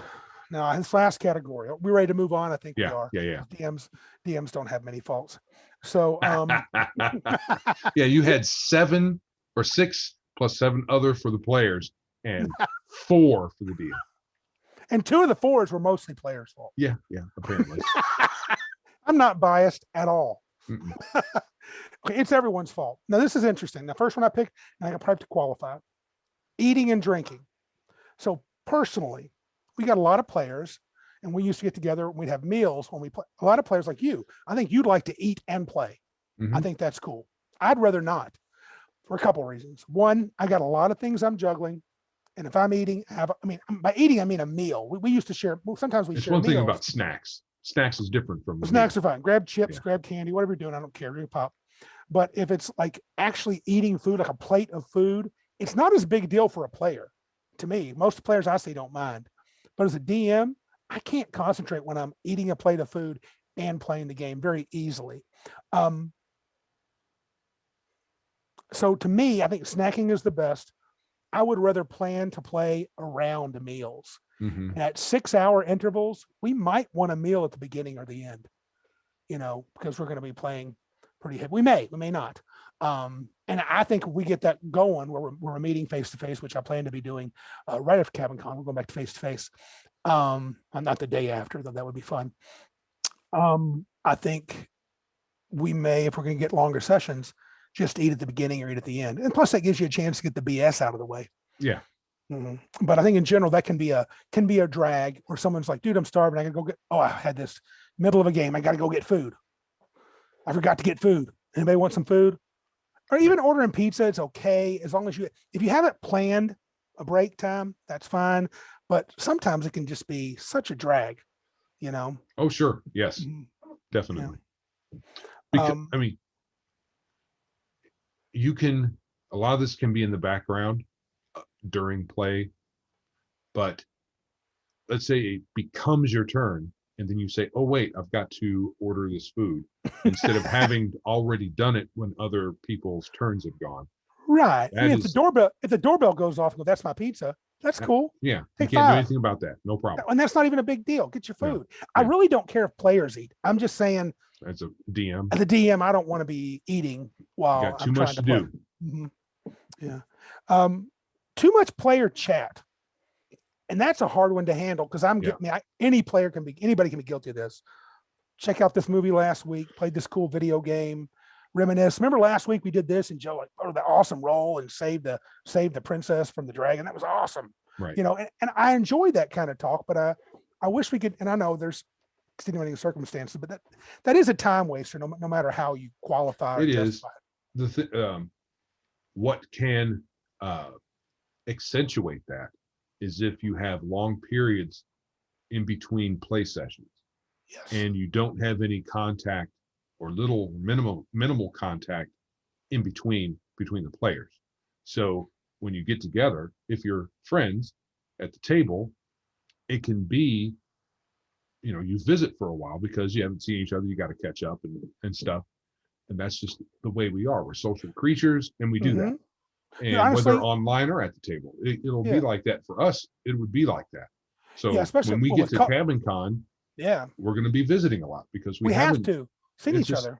That's one of the things. It's a Cabin Con, for those who don't know, the 2 or 3 of you that are listening, it's not a regular con. It's an invite only. It's folks that we've known for 10, 20 years and maybe longer. Well, between me and Randy, me and Randy have known each other for over 40 years. Over 40 years. It's a gaming getaway. We call it Cabin Con. And it's cool. It's also a male bonding thing. Mm-hmm. And because we only have guys there. Right. And right. Whether or not, whatever. It's male bonding. Yeah, we get together, we play games, and it's kind of like a retreat. Yes, exactly. And I'll tell you something, ideally, again, back to our 6-hour session, here's what I would wish we could do. And I know it would be hard to pull off. If we played on Saturday, I would love to on Friday night for about 4 hours, have a bonfire at my house out in the fire pit. Everybody come over, just shoot the crap for 3 or 4 hours, get it all. I mean, the guys that are playing in my game, especially, show up to hang out. Right. Okay. And we all talk, the ladies too. Just hang out, maybe eat marshmallows, whatever. Call it a night, and early enough to where, like, because Joe often has to work on Saturdays, he can get to bed and get a decent night's sleep. And then the next day, come back, we roll in at about 6, eat dinner, half an hour, 45 minutes, rolling dice by 7, play until midnight, 1 o'clock. I would love that, but it may be too late. But I would love, or even if we started earlier, started at 4:30. Ate dinner. It depends on schedule, but ideally Start at 4:30 or 5, share a meal, and boom, 6 o'clock, we're slinging dice, killing dragons. Right. So That sounds like good. That all sounds good. Good stuff. yeah. And I think that would take care of that whole reminiscing stuff. Sorry, I was late. Sorry, I Yes. was late. Excessively. Once or twice, okay. Well, yeah, you're wrangling your sweetheart, who's a little bit of a whoo, all over the place girl, squirrely girl. That's okay. But you guys, you always text me, and you're pretty seamless, dude. When you're late, you kind of slide into your chair. Boom, here's my character. So it's a little less problematic, and you're not like 20 minutes late. But people that are excessively late, and I've not had much issues with that, but or don't come and don't let me know. I've just heard of this, but I know it would really. I tend to like have this quorum. Honestly, I would rather not start till everyone's there. I'm inclined to do that, though. I think I should begin. I think when we play, we should have look. If we have 3 players, we're playing. And if you're not there by 7, we're playing, and your character's there because you're coming, but you're just going to have to slide in and get with it. Yeah. That would probably be better for those that always show up on time or a little early, Right. Now, on a related note, this isn't a wasting time thing. It's a weird thing I've seen on the interwebs. There's a couple of threads where people are saying, what do you think about if the player isn't there, the character gets killed? I'm What? Like, right. I think that's stupid. I'm like, I mean, that's my first reaction. That's dumb. On one, it was a poll. The other one was just a question. And I'm like, well, if the player is not there, the character's not there. I mean, Right. How hard is that? Is that a thing? Where I know back in the day when we were kids, but it was always if we give you the character sheet and we say, if I can't make it, someone can play my character, right? Until I get there, play Volsivar. Right. So that was a thing, but we haven't done that in a long time. Now, for the longest now, I can't remember when it changed over, but it's been a long time. If the player's not there, the character's not there. Correct. And I don't get the rest. No, to me, I think because as being an adult now, and it's just not that important to me. And I do like I'll put in quotations, serious game. I want people focus. But you know what? If you're not there, Volsivar's there. He just can't be hurt. Nobody can affect him, and nobody can see him. And we're just going to say he's always been there. So when you show up 10 minutes late, you and Jen sit down, her bard and your wizard, they're there now. They've always been there. We're just not going to comment on them not fighting the first fight with the orcs. So Right. I mean, it's just not important enough. Start now. He's here. Cool. Because you're just like, hey, good. Volsivar's here. Got some fireballs online. Sweet. Online. Yeah. Anything else you could think of that can be, when I say everyone's fault, I mean, everyone could be guilty of this. So the GM being late, I've never had that. That would be weird, especially if I'm hosting the game. Well, no, that's not true. I have been late before because I was out doing something and got some issues. I've been late to the table before this happened. So bad, Randy. Bad.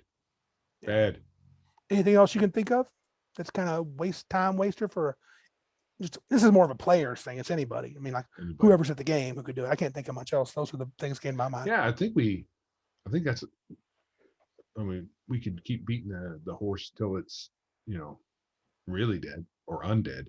Yeah. I say keep him dead. I don't want to have to turn him. So, all right, cool. I think that's good. Yeah. Okay, cool. All right. Moving along, Cabin Con moment. Mm-hmm. How do we waste time at Cabin Con? There is never wasted time. Actually, sometimes there's technological issues that we've had.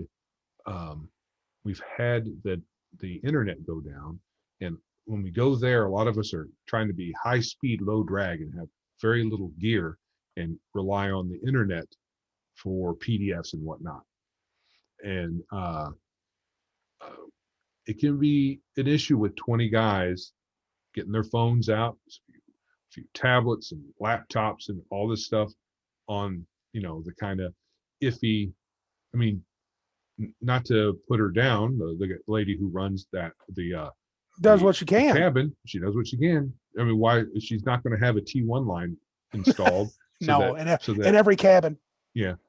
So it's essentially a home Yeah. router, and I think your son takes care of it when he comes to visit. That's how it works. right, and they've upgraded it a couple of times over the years. But 20 guys on a local network, that's Yeah. going to overload. Well, And and like, you know, I've got a plan to use a YouTube video as part of my aliens game. And if it doesn't work, it's okay. I'm ready to ad lib and move on.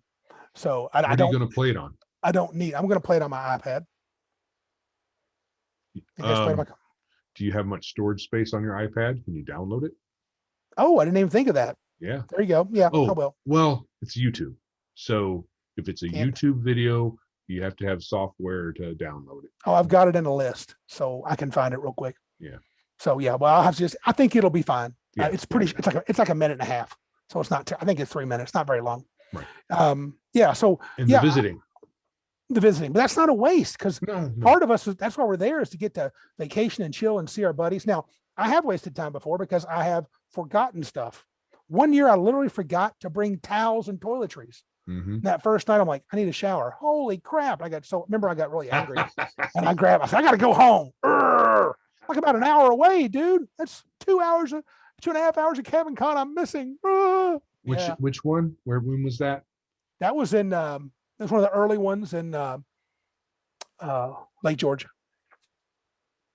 I don't remember which one. 10, 11. Why did you have to go all the way home? We got Walmart. Because I'm dumb. Oh, I forgot all my maps. I left all my maps as well. yeah. That's why I had to. You're right. I was like, I'm gonna run to Walmart. And oh my God, I don't have a single map for any of my adventures. And we were playing Pathfinder 3X. So I was like, you gotta have your minis to move. And I was like, ugh. But I've already got my stuff organized already. So I'm gonna be ready to rock. And plus those Loke battle maps, I bought like 6 of them. So dude, you turned me on. That is so awesome. I have a set of 2. They're beautiful. And they are very beautiful. And they're They just, are. which ones do you have, the taverns one, or do you have the dungeon ones, or do you have The something dungeon. else? That's so good. Yeah. Did you get the double, the big with the double, the dungeon that has the 2-parter, Yeah. 2 different booklets? 2 different booklets. Yeah. That is so good. I got the sci-fi It- one too. It's wasn't really that expensive, to be honest. Dude, dig this question. Dude, here we are talking about this. I bought the science fiction one too for my aliens game. Oh. And I bought it on eBay, and then I got a second one about 3 days later. And then last week, 2 days ago, I get an email from that guy, and they go, "We accidentally sent that to you. Would you mind sending it back to us or paying for it? We would really appreciate it." And I don't mind helping them out. And I said no, because I gave that to a gift to a friend. I gave it to Patrick. And I thought, I'll happy to pay the extra money. I mean, I don't want to screw those guys. I know their margins are small. But then he goes, "You got a PayPal account?" No. I said, "I do it through eBay." So I'd like to pay them. I don't think it's scamish, because it was weird. They sent me 2 of them. I thought I got charged. That kind of stuff can happen. That kind of stuff can happen. Yeah. And I thought I had a lot of people would say, "Your fault, not mine." Sorry no, it about is your their luck. fault, but I'm not gonna. No, it's okay. Yeah. Because I thought I had ordered it twice. I was like, dang it.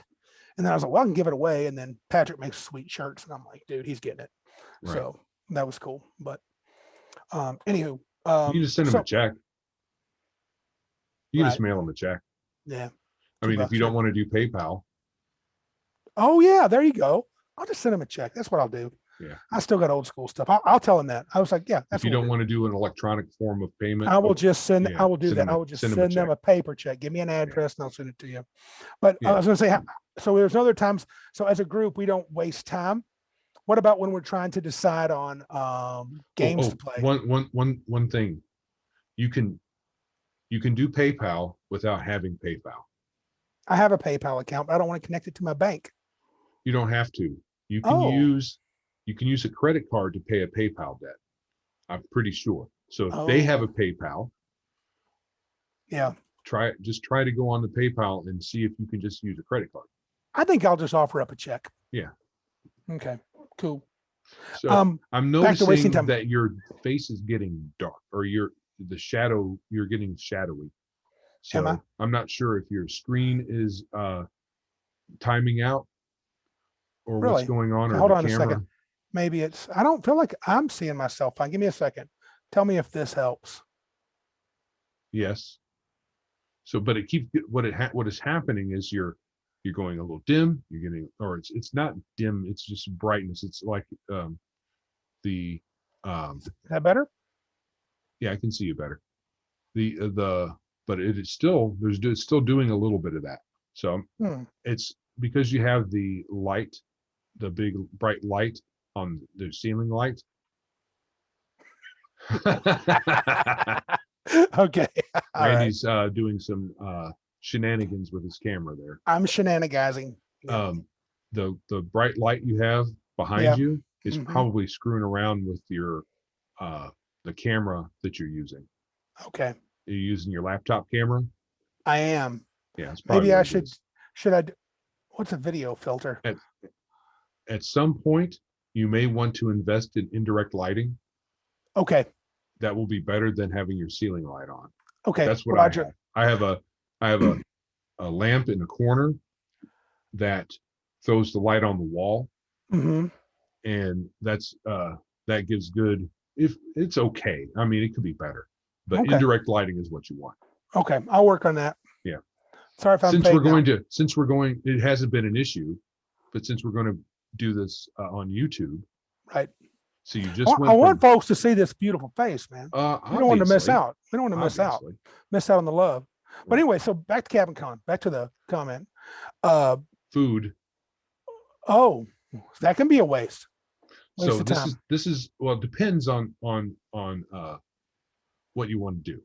Mhm. So there was a time when we in the past where when we first got into Lake George, we would go to a restaurant and Yes. eat, and then we go shopping, and then we come back, Yeah. and then we decided Grocery shopping. grocery shopping because we didn't want to bring groceries with us.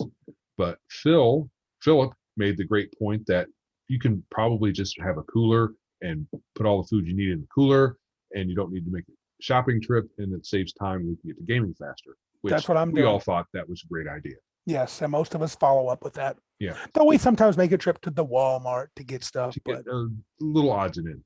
yeah, that when we you have a might little forget. free time. But then there's the eating part. So I actually kind of want to go back to that somehow, What do you mean?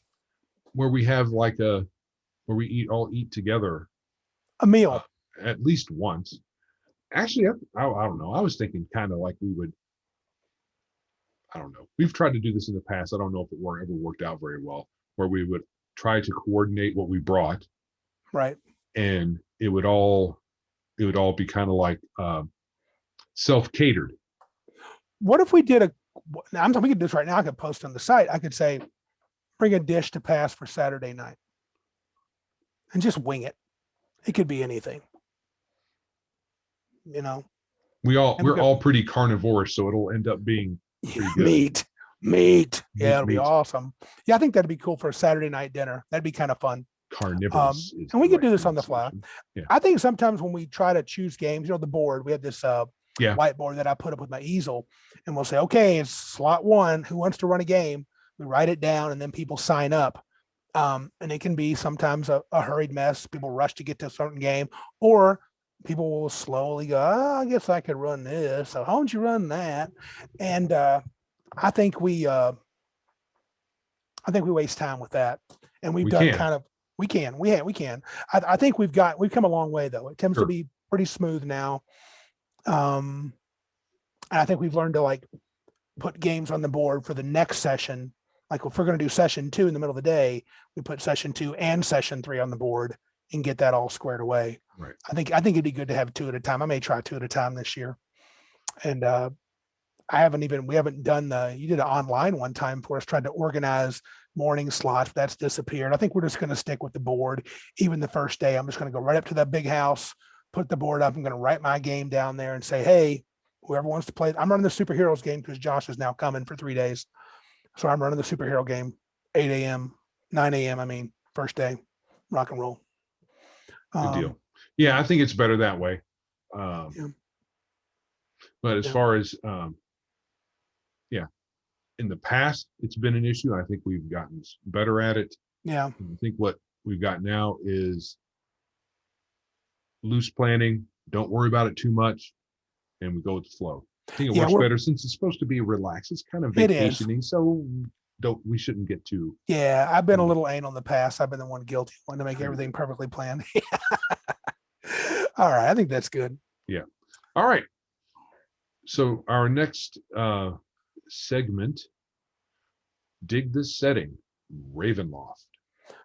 Dude, this was my, at one time in second edition, I think the most second edition, this was my second favorite session, or second favorite setting, Mhm. 1A to Planescape. It was You 1A. were in love. I love me some Ravenloft. So the pros, great, tragically flawed villains. Strahd, Lord Soth, Arjani, who was a Rakshasa, Aslan the Lich, all powerful but couldn't escape the powers of Ravenloft. And I just thought that was really great. I think it's these are pros. I think it's great for visiting.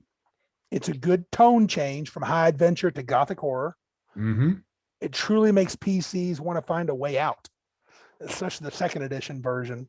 I mean, you feel trapped by the mist, and the mist alone are cool. You get encapsulated by mist, and you're in mist for a long time. I mean, you guys knew, oh crap, we're going to Ravenloft, Mm-hmm. and that was really a well supported line. And I loved the art back then. I had a great tone to it. Oh, it did. So those are a lot of my pros. I thought that was some of the great things about Ravenloft. What did you like about, if anything, Ravenloft? Well, what I said. I have to be honest, as a player. Not much. Okay, so horror gaming isn't really up my alley.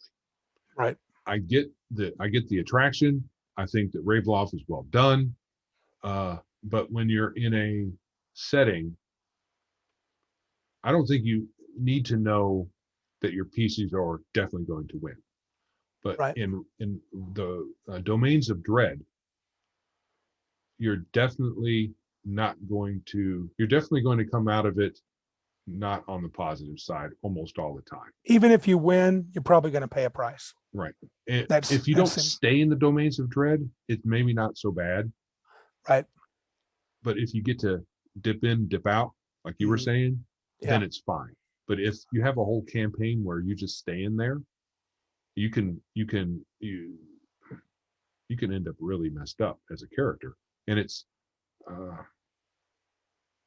I think it has a old school tone that's Mhm. probably amped up just a little bit too much for my taste. Gotcha.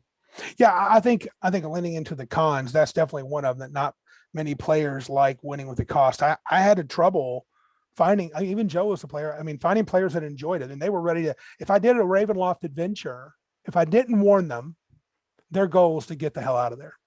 I mean, after you guys played a few times, you guys were like, "We need to leave." Right. You know, Who wants to stay here? Yeah, understood. And it requires, I think, significant PC investment. I mean, it's if you wanted to really get the vibe of the gothic horror, I think you have to kind of get into it. I hate to use these words, but psychologically and emotionally. And it's hard to pull off if you're just there for a one-off adventure, which a lot of times it was.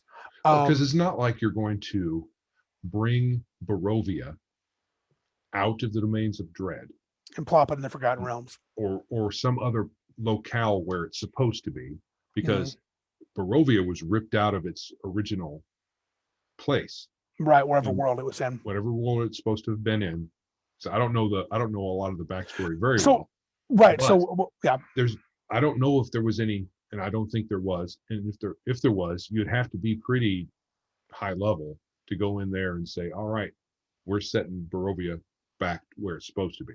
Which could be interesting. That's kind of high adventure, which I don't think it is. Now, I do find it fascinating because we didn't really say this at the beginning. Ravenloft was a setting in first and second D&D, but first, second edition D&D, but it was originally a module by Hickman and Weiss, where you go into Barovia, the mists grab you, you go to Barovia, you got to deal with Strahd, who's basically Dracula, has this thing for Tatiana, she keeps every so often, some young girl is born, looks just like her.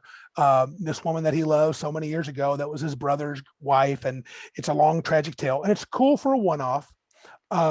Then it became a setting. Now in the setting, they went further details about the powers of Ravenloft. They're kind of deity level, but no one really knows what they're about. And they seek out these tragic villains who have done such evil in their life, but almost like, Strahd has a tragic, I think he accidentally threw her off or she jumped off the tower, Something like that. highest tower. But anyway, they were tragic villains. And so the powers of Ravenloft are drawn to these swords and they grab them. Say Lord Soth from the Kryn world, right? He was Mhm. he I think he chased Kitiara, the Dragon High Lord chick, into the mist, and it took him. And she was actually an illusion created by the powers of Ravenloft. And when you go there, you have to be careful. If your character does anything that's considered slightly questionable, you can gain the power's attention, and they'll start to tempt you, even with abilities. And if you start doing evil things, you can find yourself unable to leave, because there Right. were many domains where lords were, where you might become a mini Lord of Ravenloft just in this small village, and you Mhm. start to oppress people. And I mean, it had a lot of cool flavor, and there were some good adventures, and there were lots of adventures. But man, they were and trying to permanently defeat a Lord of Ravenloft, it was mostly impossible. Even if you incinerated Strahd, they implied in one of the setting books that he would come back. Yeah, I And remember that. I the remember that powers would bring him discussion. back. So it really, to me, lends itself to a one-off, and escape makes the perfect sense. You don't get to kill them. I mean, I never took you guys to the land where Aslan was. He was an 18th level magic user lich. Dude, I mean, and every domain has either mist or some sort of barrier where the Lord can't leave his own domain. And he had these walls of bones that would be forever tall. You couldn't climb; they would keep going on and on forever. You could never escape unless you figured out the trick or made a deal with the Vistani, who are these gypsy-like people that traveled between the mist. They started in Barovia, and they were kind of servants of Strahd, and then some split off. Or you got to get lucky, or basically you had to do something to get an opening to happen, and then you could escape. So to me, I think as a logical player, I even thought I remember when they first made the setting, I'll be honest with you, as a con, I was like, that doesn't sound like a good setting for role playing. I mean, for D&D. I mean, because ninth level character, you get ninth level characters, they can mostly smoke anything in there. They had to do a lot of hoop jumping and rule changing so that certain high level spells didn't do what they normally did, or else it would ruin the adventure. I mean, Right. really, werewolves, flesh golems, vampires, they're foes of mid-level characters. But if you bring in a 15th level character, a 15th level party, what are they afraid of? We got +3 weapons. Screw you, gothic horror. I got Right. something for your gothic horror. Shink, Yep. +3 sword in your face. Horror And is so, done. well, and I don't think and they had a rule about fear. Like if you saw something horrific, you had to make Fear checks. a fear check, and it could have detrimental effects. Mhm. And if you bring in a 5th level character, you're like, dude, I've fought young dragons. I've fought ogres that were rampaging, killing villagers. I've seen blood and gore. I've seen zombies. I've seen skeletons. I've killed werewolves. Why am I making a check because I see a ghoul eat somebody? I'm a hardened adventurer. Right. Well, you could argue you're not, but I would say 5th, 6th level, you're pretty hardened, you know. But yes, that was Especially one of the back in the problems. day when it took however long it took to get to that Yeah. level. These I'll take seven. days, when you can get to 5th level in a month, Right. maybe you're not hardened by that time. Correct. But you still get some of the powers. So I'm sorry, a fireball could wreak havoc in a Ravenloft adventure. Right. I mean, but so they would make a lot of little gimpy spell rules. They would gimp the spells and abilities of characters. And Mhm. paladins apparently were beacons. When paladins came to the domains, the evil lord, the great powerful lord in the domain, would know immediately a paladin was in his domain. Mhm. Well, I get it if you're first level, and Strahd's not like panicking, but he's watching you, because a paladin is one of the couple of characters that could be a problem for him. Right. That paladin rolls in and gets to 9th level. Strahd's going to kill him way before he reaches 9th level. Mhm. He might let him get to 2nd or 3rd. And he's like, dude, I can't take chances with the dude. He might find the sun sword and ram it through my face. Yeah, I So- think high level characters, the mist probably surround them and then flee. Yeah, the mists go, oh, wait a minute, you're too tough. Yeah. Yeah, I'm not sure. Horror is good for low level, low magic type of situation Or a different game other than D&D. or a different game. Yeah, I think that was a cons. So how would you rank this bad boy then for you? Probably Pretty low? M. M. Probably M. I Yeah. think, okay, so apart from the kind of misplaced game that it was set in, Mhm. I think it's well done. I think the stories are good and all that. The problem is that type of gameplay is small doses for me. So I Understood. could have fun with it, like one shots or short campaigns, but I wouldn't want to do it all the time. Yeah. Had you asked me this in the heyday of second edition, this would have been, I would have had a new category, XLT, Yeah. extra large tall, almost 2X. You know, I'm reserving that for Planescape when we talk about it. But right now it's more like a large. I like it. I'm happy with it. I could run a campaign with it. I would need the right number of players. I would need the right type of players. Mm-hmm. I would probably need it to be low level, and people would have to be really invested in story and wanting their characters to suffer, fight through the darkness, but realize it's gonna, you touch the darkness touches back. Mm-hmm. And honestly, my boy Joe here wouldn't be one of the first people I would think of for that campaign, but that's okay. I mean, but it's really cool. I think I could do it in small doses, and then perhaps something like this would be cool in a longer campaign. You dip in the mist, take you here and there, and then one day you're like, you know what? We need to plan for the next time the mists take us. And when they do, if they do, we're going to roll in there and we're going to lay waste to the lords of the domains of dread or whatever. Dude, yeah, I told you your idea was cool. I would love it if you're like, you know what? We want to end Strahd forever. The first step to ending Strahd is bringing him out of the mist. So you're talking about an epic game. We're 18th level wizards. Your wizard's been studying forever, trying to find every clue he can about the powers of Ravenloft. So he's seeking a way to get in and get out. And he creates a special magic item or a special spell that will let him access the domains. And he's like planning and creates these awesome spells. I mean, this could be a 20th level wizard, 25th level wizard who's like going and boom, gets in there, casts a spell while the rest of the players protect him because the powers are coming at him.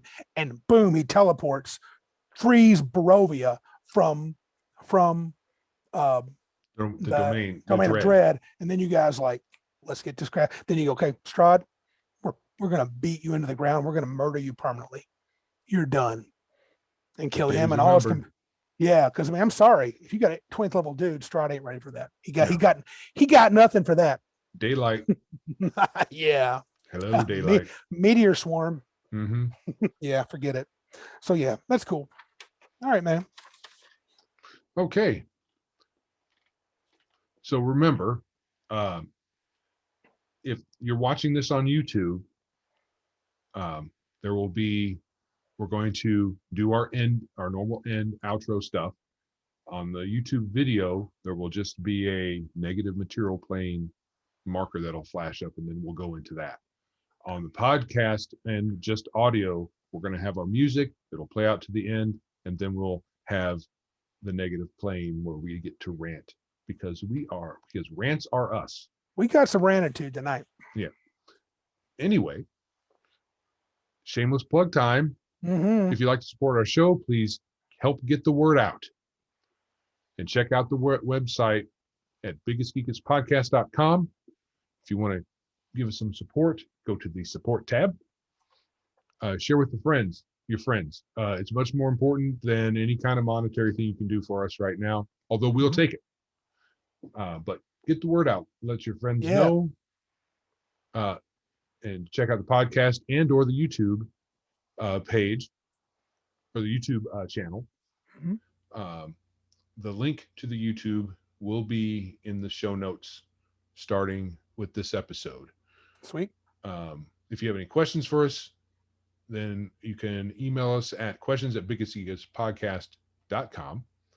And feel free to send any questions or comments, not just, questions or comments, anything you want to drop us a line for.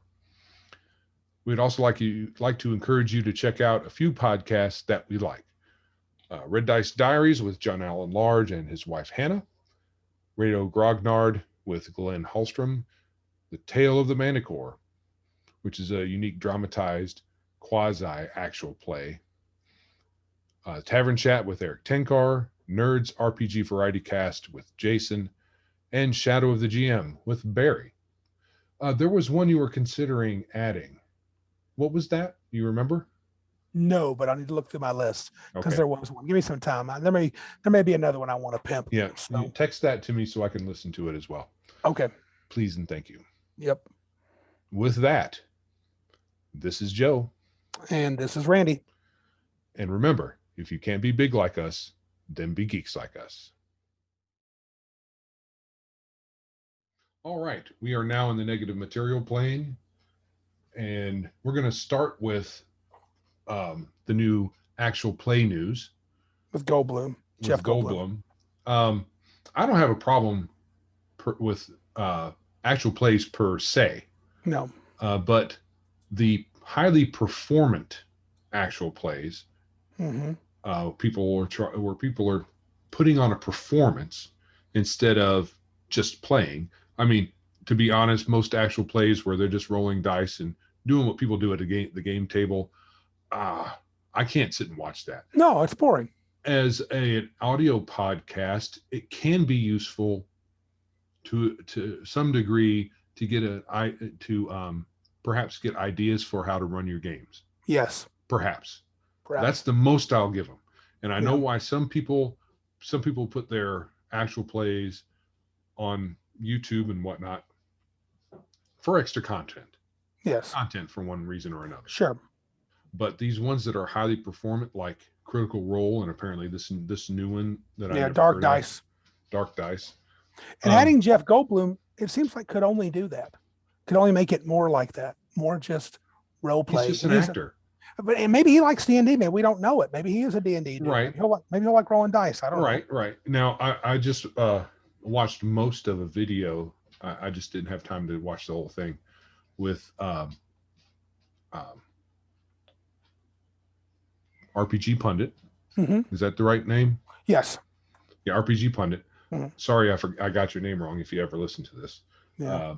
Anyway, RPG Pundit had a video out, so I was watching it, and he made some interesting points. If this is the start of a trend of getting high-end actors, right? Because right now not so much, but back in the day, Goldblum, he makes a movie, everybody goes to see it. Dude, right? He was in Thor Ragnarok. Right. He kind of stole the scenes. Yeah. Yeah, he's a good actor. Yeah. He has a very distinctive persona that almost all of his characters have a little bit of, because he can't help it. It's his way he talks. Hello. Your wife is thinking him. Yeah. You're on camera. Hey, Jen. My baby bird is better. Squirrel. Actually, let me see. Are you on camera? Yes, you're on camera. Hello. I see her. Your baby bird is better? What do you mean better? I saw that today. Swelling on her neck. Uh-huh. All right. It got bigger today. Uh-huh. And I called the vet. Uh-huh. And it was an impacted croup. Oh. And I fed her, and I called Jackie, and she asked me to send a picture to her. Uh-huh. And I sent her a picture, and when I was trying to do it, she was flapping all over the bit, and she shit all over me, and now it went away. Maybe that's what she needs, more activity for that to go away. Or more pooping. But you're in different clothes. I'm changing again because she just shit all over me. That's funny. Well, I'm glad she's better. Cool. Yeah. I know that makes you feel better. I was really worried. I just wanted to tell you about my See you, Jen. baby bird shitty, really. Okay. Shitty birds. Nice. Oh, dude. That's so, as an aside, Yeah. We went to the barn to see Jenny's horse. Mhm. One of the reasons why we can't afford nothing. Horses are expensive. Yeah.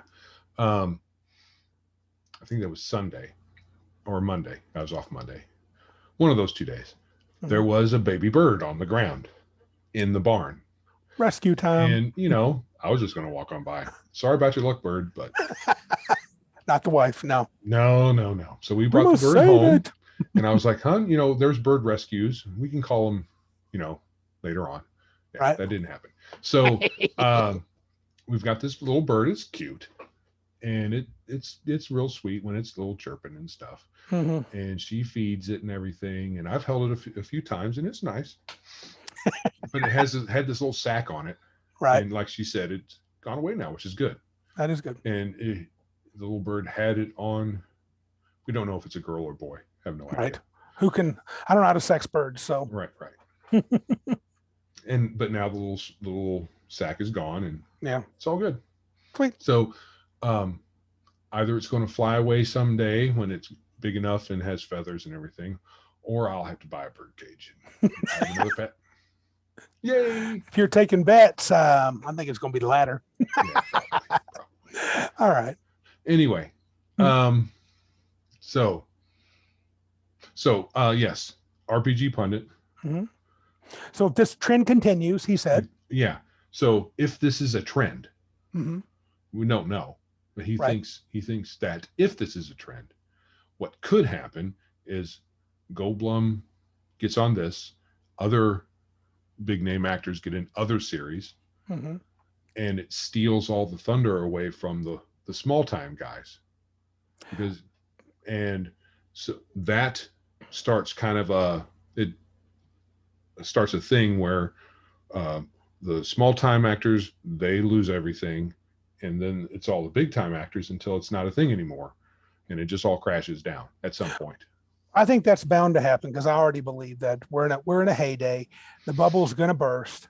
Eventually, D&D is going to go back to. I don't know if it'll ever go back to being uncool, but it'll just be a thing. It's not going to be. It's neither here nor there. It's just a thing, and it'll be less blatantly popular. We'll see how the D&D movie does. When D&D movie comes out, if that blows up like gangbusters, is really good. D&D might continue its streak, and he might be right. It might push. Was he talking about pushing like podcasters and stuff out of the way so that only these No. Is so Critical Role. Those Yeah. guys are all bottom tier Ah, in the whole in that whole industry. They're so bottom it of the might barrel. might push Critical Role down the Right. That's down a he's peg or two. thinking that Critical Role, this show, perhaps Mhm. depends, but Right. any of these shows that just use voice actors who never really appear in anything. I mean, there's lots of acting stars that also have voice careers as well. It's all one thing, but there's Gotcha. also plenty of voice actors that you never see on the screen. Roger. That's what these guys are in Critical Role. Yeah. They're voice actors. Don't know what kind of living they were making. Who cares? But they're bottom tier in the entertainment industry. Correct. Let's say Critical Role probably elevated them a little bit, at least in our niche of the whole thing. Yeah. But there could be backlash too, because if you bring in the big guns, it's going to get overproduced. It's going to be super groovy, and it'll become almost like a movie or a play. And some people might be like, "Yeah, it's cool." Others will be like, "Yeah, it's getting kind of dumb." Well, that's the way I feel about Critical already. Already, yeah. It's not really. It's in the way RPG puts it is, you got a bunch of folks sitting around a table pretending to play D&D. I don't know if I fully agree with that, but they're definitely playing in a very special way that most folks don't play. You should watch his video. It's I will. Only 27 minutes. I'll less check than it a out. half hour. Yeah. He has some other not kind things to say about Okay. that niche of our niche. Okay. And I kind of agree with a lot of it. Okay, I'll check it out. I can't be too negative yet, but I'll check it out. But I like Jeff Goldblum as an actor. Me too. I don't know his personal life. I don't want to know his personal life. No, I don't thank ever you. want to hear him talk about social issues, because if it's a Hollywood person, it's almost always extreme going to left, or just dumb. It's just dumb. That's a good, almost always. Yeah. Well, speaking of dumb, if we can transition away from Goldblum, let's transition. The MCU. I think it's Kevin Feige, the head of the whole MCU Marvel Universe, has put his foot in it again. He was talking about there was supposed to be a Doctor Strange cameo initially for WandaVision on Disney, which would have been cool. He said some people might, and this is a quote, and I got this on, I forgot where I quoted it from. It's on several websites. Joe, I have a link there. Some people might say, oh, it would have been so cool to see Doctor Strange, Feige said, but it would have taken away from Wanda, which is what we didn't want to do. And as Eric July on For Canon's Sake podcast said, if you stop there, cool. But then he goes on, because I agree. I think Strange would steal the limelight. Mm-hmm. We didn't want the end of the show to be commoditized to go to the next movie. Here's the white guy. Let me show you how power works. So we had to bring in the white guy comment. And it's the white privilege bullcrap, the things we get tired of hearing already. You know what? the MCU leaders like Kevin Feige, let them show us how stupid works, because they literally do that all the time. Right. They just put their foot in their mouth and they're just telling me, Randy, don't watch my movies anymore. I'm probably not going to watch the Winter Soldier Falcon thing because they turned that into tokenism, stupid. Really? Oh yeah, I haven't watched Captain- Eric July's stuff. He's Captain had some Falcon. stuff on that. Yeah, and I might watch it, but it just, and even one of our friends told me there was a scene that was kind of over the top lefty stuff. And I know the MCU is going to be dumb, and I'm sure Scarlet Witch is going to be so much better than Doctor Strange in the movie of Doctor Strange 2, even though he is going to have the title of the Sorcerer Supreme. And so, okay, whatever. But this bull crap about, oh, woman power, no white guys telling us what power is really like, because they're kind of right. He would show her what power really was. Yes, the Sorcerer Supreme in the Marvel, okay, maybe the Marvel Cinematic Universe is going to do it differently. Right. But in the comic canon, the Sorcerer Supreme is the magic dude on planet Earth, of the Earth dimension, not just planet Earth. Mm-hmm. The whole universe of Earth, where Earth is at. But to be fair, I'm cool they didn't show up because he's busy. He's kind of the Elminster of the MCU. He's got to hold Dormammu and other people at bay, so he hasn't got time to worry about little town called Westview that Wanda's screwing around with. And I watched the WandaVision and enjoyed it. It was a little superwoman power everywhere you turned. Got a little annoying, but maybe a lot annoying. But I did enjoy the show overall. I'm just starting to get my fill of it. Their comments they make are just starting to. I'm reaching my limit. Just tell a good story and shut up. Yeah. I mean, I'm hoping for some studios to pop up. I know there was talk. I can't remember the guy's name, but I can't even remember what podcast I listened to it on. But there is a fellow in Hollywood who's a conservative. And I don't care if you're conservative. Not really. Or whatever, as long as you're just telling good stories and you don't bring all this social crap into it. Yeah, exactly. Just tell good stories. And he's trying to get a competitor to Hollywood or Netflix or both worked out. He's got some. It's not just him by himself. Yeah. I think I've heard of this guy. He was talking about that, and I wish I could remember all the details, but it I sounded hope, nice. I wish him nothing but success. Yeah. Anything to compete with Disney and the left. Okay, let's talk about, now it's funny. I didn't do this on purpose. I didn't choose Ravenloft as a setting because I found this. I already had chosen Ravenloft as a setting, and then I found a couple of sweet little comments to really piss me off. Before you get to that, Mhm. Eric July, Yes. for canon's sake, Yes. YouTube, watch Yes. it. Absolutely. He is spot on, and his comic book comments are great, and he's going to be doing his own comic book soon. I'm going to be supporting him for that because I don't care what it is. I want to support somebody that makes sense. Right. So anyway, Ravenloft then. Are we ready for that? Yes. Well, coming out soon is Van Richten's Guide to Ravenloft for 5e. Not buying it, don't care. Mhm. But there was a comment, I don't know when it was, Ravenloft, I call it the domain of wokeness now. Mhm. Apparently Strahd's bisexual now. And Jeremy Crawford confirmed that he's got a male consort, supposedly in Curse of Strahd, which I'm going to be combing through that with a fine-tooth comb to see if that's actually true. And look, what are you doing? Can you just leave some characters alone? The dude was madly in love with Tatiana, who was a woman, biological woman, forever. And now you see people online, well, what if you turn him into a man? And what if her soul was in a man's body and all this stuff? It's like, you know what? You can do it at your game table if you want to, but Jeremy Crawford coming out, yeah, he has a male consort. Look, quit it. Just quit it. Mm-hmm. Quit trying to ram your political and social views down my throat especially the social views in these games. It's just agonizingly dumb. I got the link in there on Sage Advice where Crawford kind of confirmed that, but I want to see if that's true. I wonder if it's even true, if he's just saying that was our intention. Or what did you say? Excuse me. What did you say? Full of Rowling where she just pulled something out of her anal canal. Yeah. All of a sudden, what's his name? Not Dumbledore. He's gay. Yeah. No, he wasn't. Oh, look, I just got some points from that Yeah, she just wanted points. NNLLIVT community. whatever The, LGB. the whatever. only way she could really, okay, it's possible, though Mhm. it wasn't discussed in any of the novels. I read all of them, and the only thing that was kind of hinted at in the movies Mhm. was he was a little flamboyant, Okay. Yeah. but Not you don't like, have to yeah. be gay to be flamboyant. Yeah. What's the word they use a lot of time? The O one, I guess, would be bad now. Flaming would be a flamer.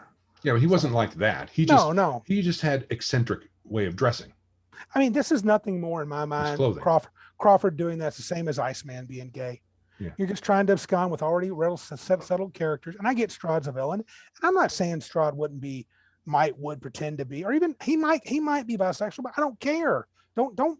It's not a thing that I need to care about. All the And it really, vampires are these days. vampires are just monsters, dude. Mm-hmm. And yes, as a human, he loved Tatiana, but now he wants to possess her, and that's what he's all focused on. He's not focused on other people. I don't care if it's men or women, but there's some comment about he's fascinated by beauty and blah blah blah. And then that website, that Sage Advice article, some guy wrote in. He goes, "Is Strahd bisexual?" And Jeremy Crawford goes, "Yeah, you got it. He's got a male consort, so I'm going to And then find the guy it." said, "Good. I want my villains to be bisexual too." For some Yeah, weird because reason. it's so important that a villain's important. sexuality is discussed. Yeah. And so anyway, and then we're rolling on to Wes Schneider, who's the lead designer on this Van Richten's Guide to Ravenloft, which is their answer to the Domains of Dread box set for 5e. And he's full of crap too. He's talking about they're redoing the domain he talked about was Harakir, which is a domain with like mummies and stuff. And his claim was, and it just came from the second edition module Touch of Death, which I owned. And he does seem to say, well, we're going to be ignoring the tropes because D&D was so questionable about the way they handle different things like the Vistani and stuff.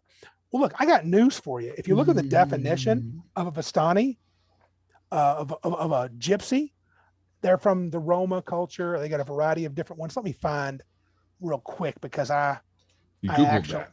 yeah, I did. And let's see, where does that come up?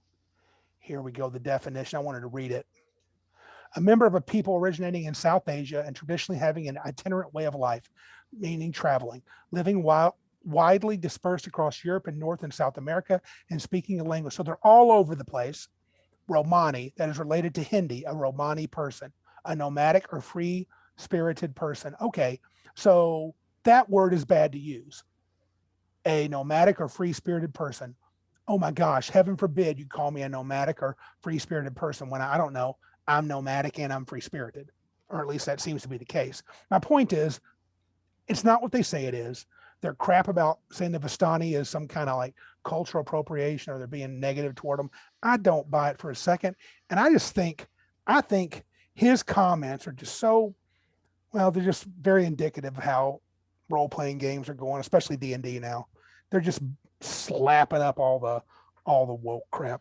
If an American-based company does makes a gaming product that has things in it that are not purely European, then they become problematic to these people. Whatever. So it's the imaginary cultural appropriation nonsense that they come up with, which isn't real. We all borrow things from various cultures that we like. I love Mexican culture. I love Native American culture. I love Asian culture. I love European culture. I love lots of things about those different cultures. Parts of all that, yeah. Parts. I mean, there's parts of those cultures I don't pay attention to, but there's Correct. lots of it that I like. And if I decide I want to wear Oriental Chinese attire Mm-hmm. and take a picture of me in it and put it on social media, then I don't want anybody to bother me about it. I don't care what they say. Don't care what they say. Don't care if they, and I went back, Joe, in particular, I read Touch of Death again, or the highlights of it. It's been a long time. Mhm. It's about a young Vistani and her brother, and she has these super cool mistraveling gifts like her now deceased mother.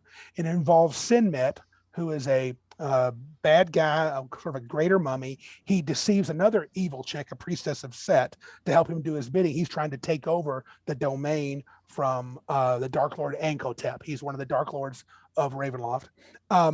And he kind of pretends he's controlled by her, but really he's manipulating her to do the things he wants.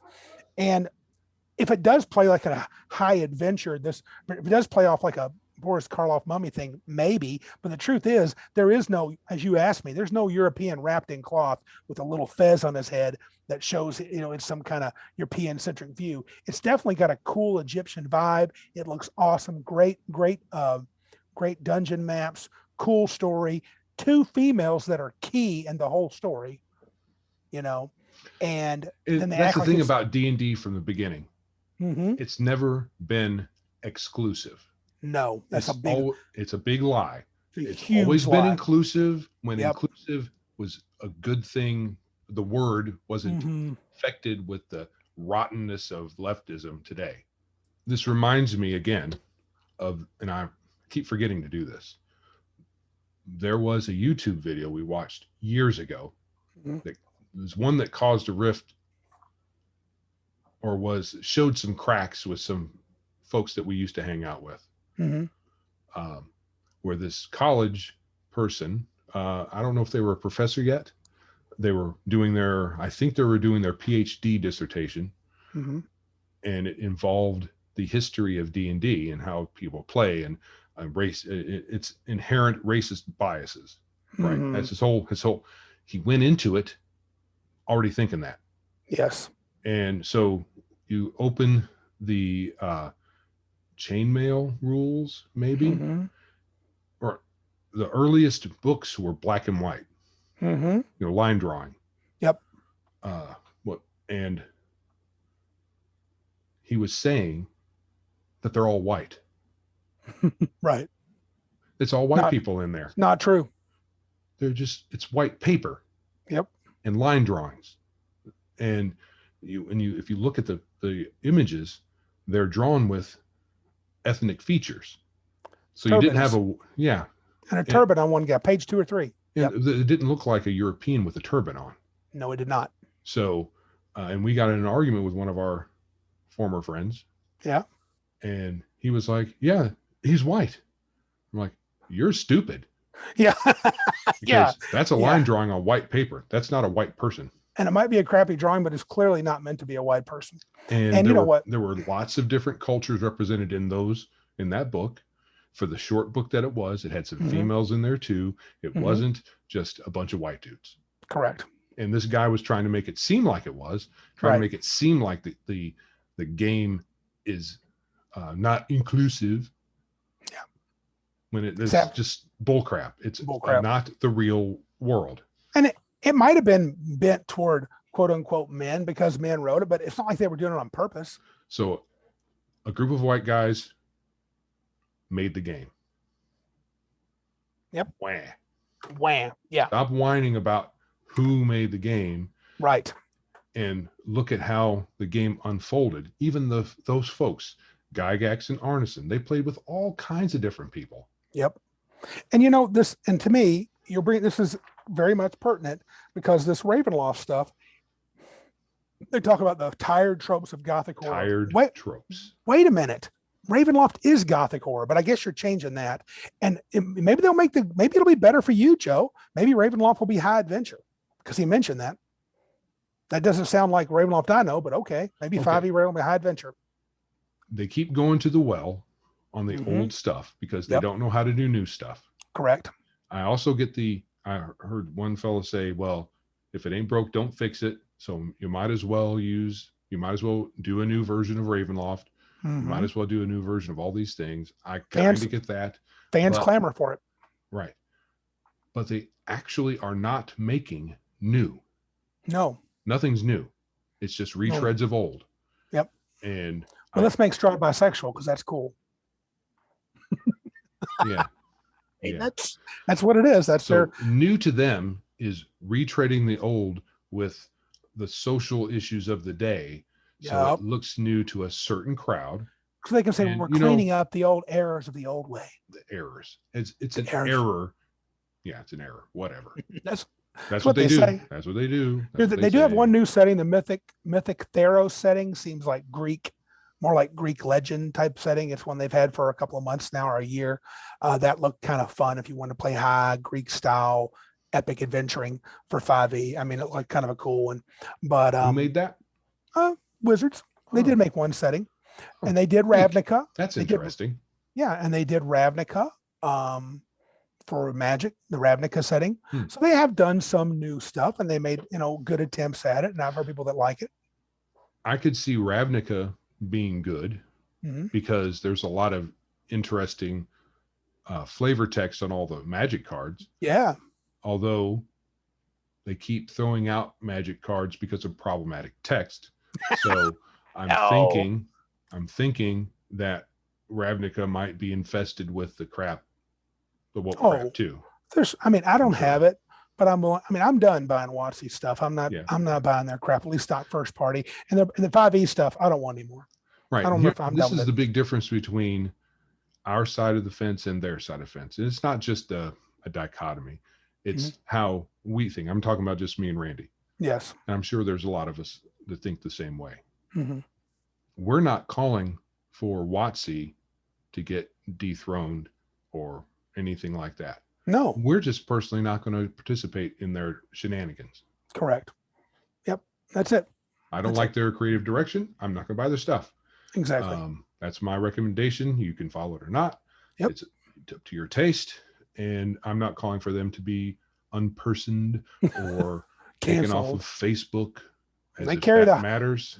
Dude, they carry the hobby, man. I really want them to do well. I want them to succeed. I just Yep. want them to, not be woke. I wish they wouldn't just crap on the old stuff, but what can you do? Or not feel the need to put the wokeness in the game. That's Bend not, the knee. yeah. Oh well, man. I think I've raged enough against the machine. Probably pissed off John and Hannah. I hope not. I still got love for them. We But like your podcast. Keep Yeah. on keeping on. keep on. You're welcome to your opinions, man. And Hannah. So Yeah, Cool. yeah. we good? I believe we're good. All right. I guess we done then. We are done. We are rant over, and we will check you out. Well, no, we won't. We can't check you out. That's a rant I'm going to do right now.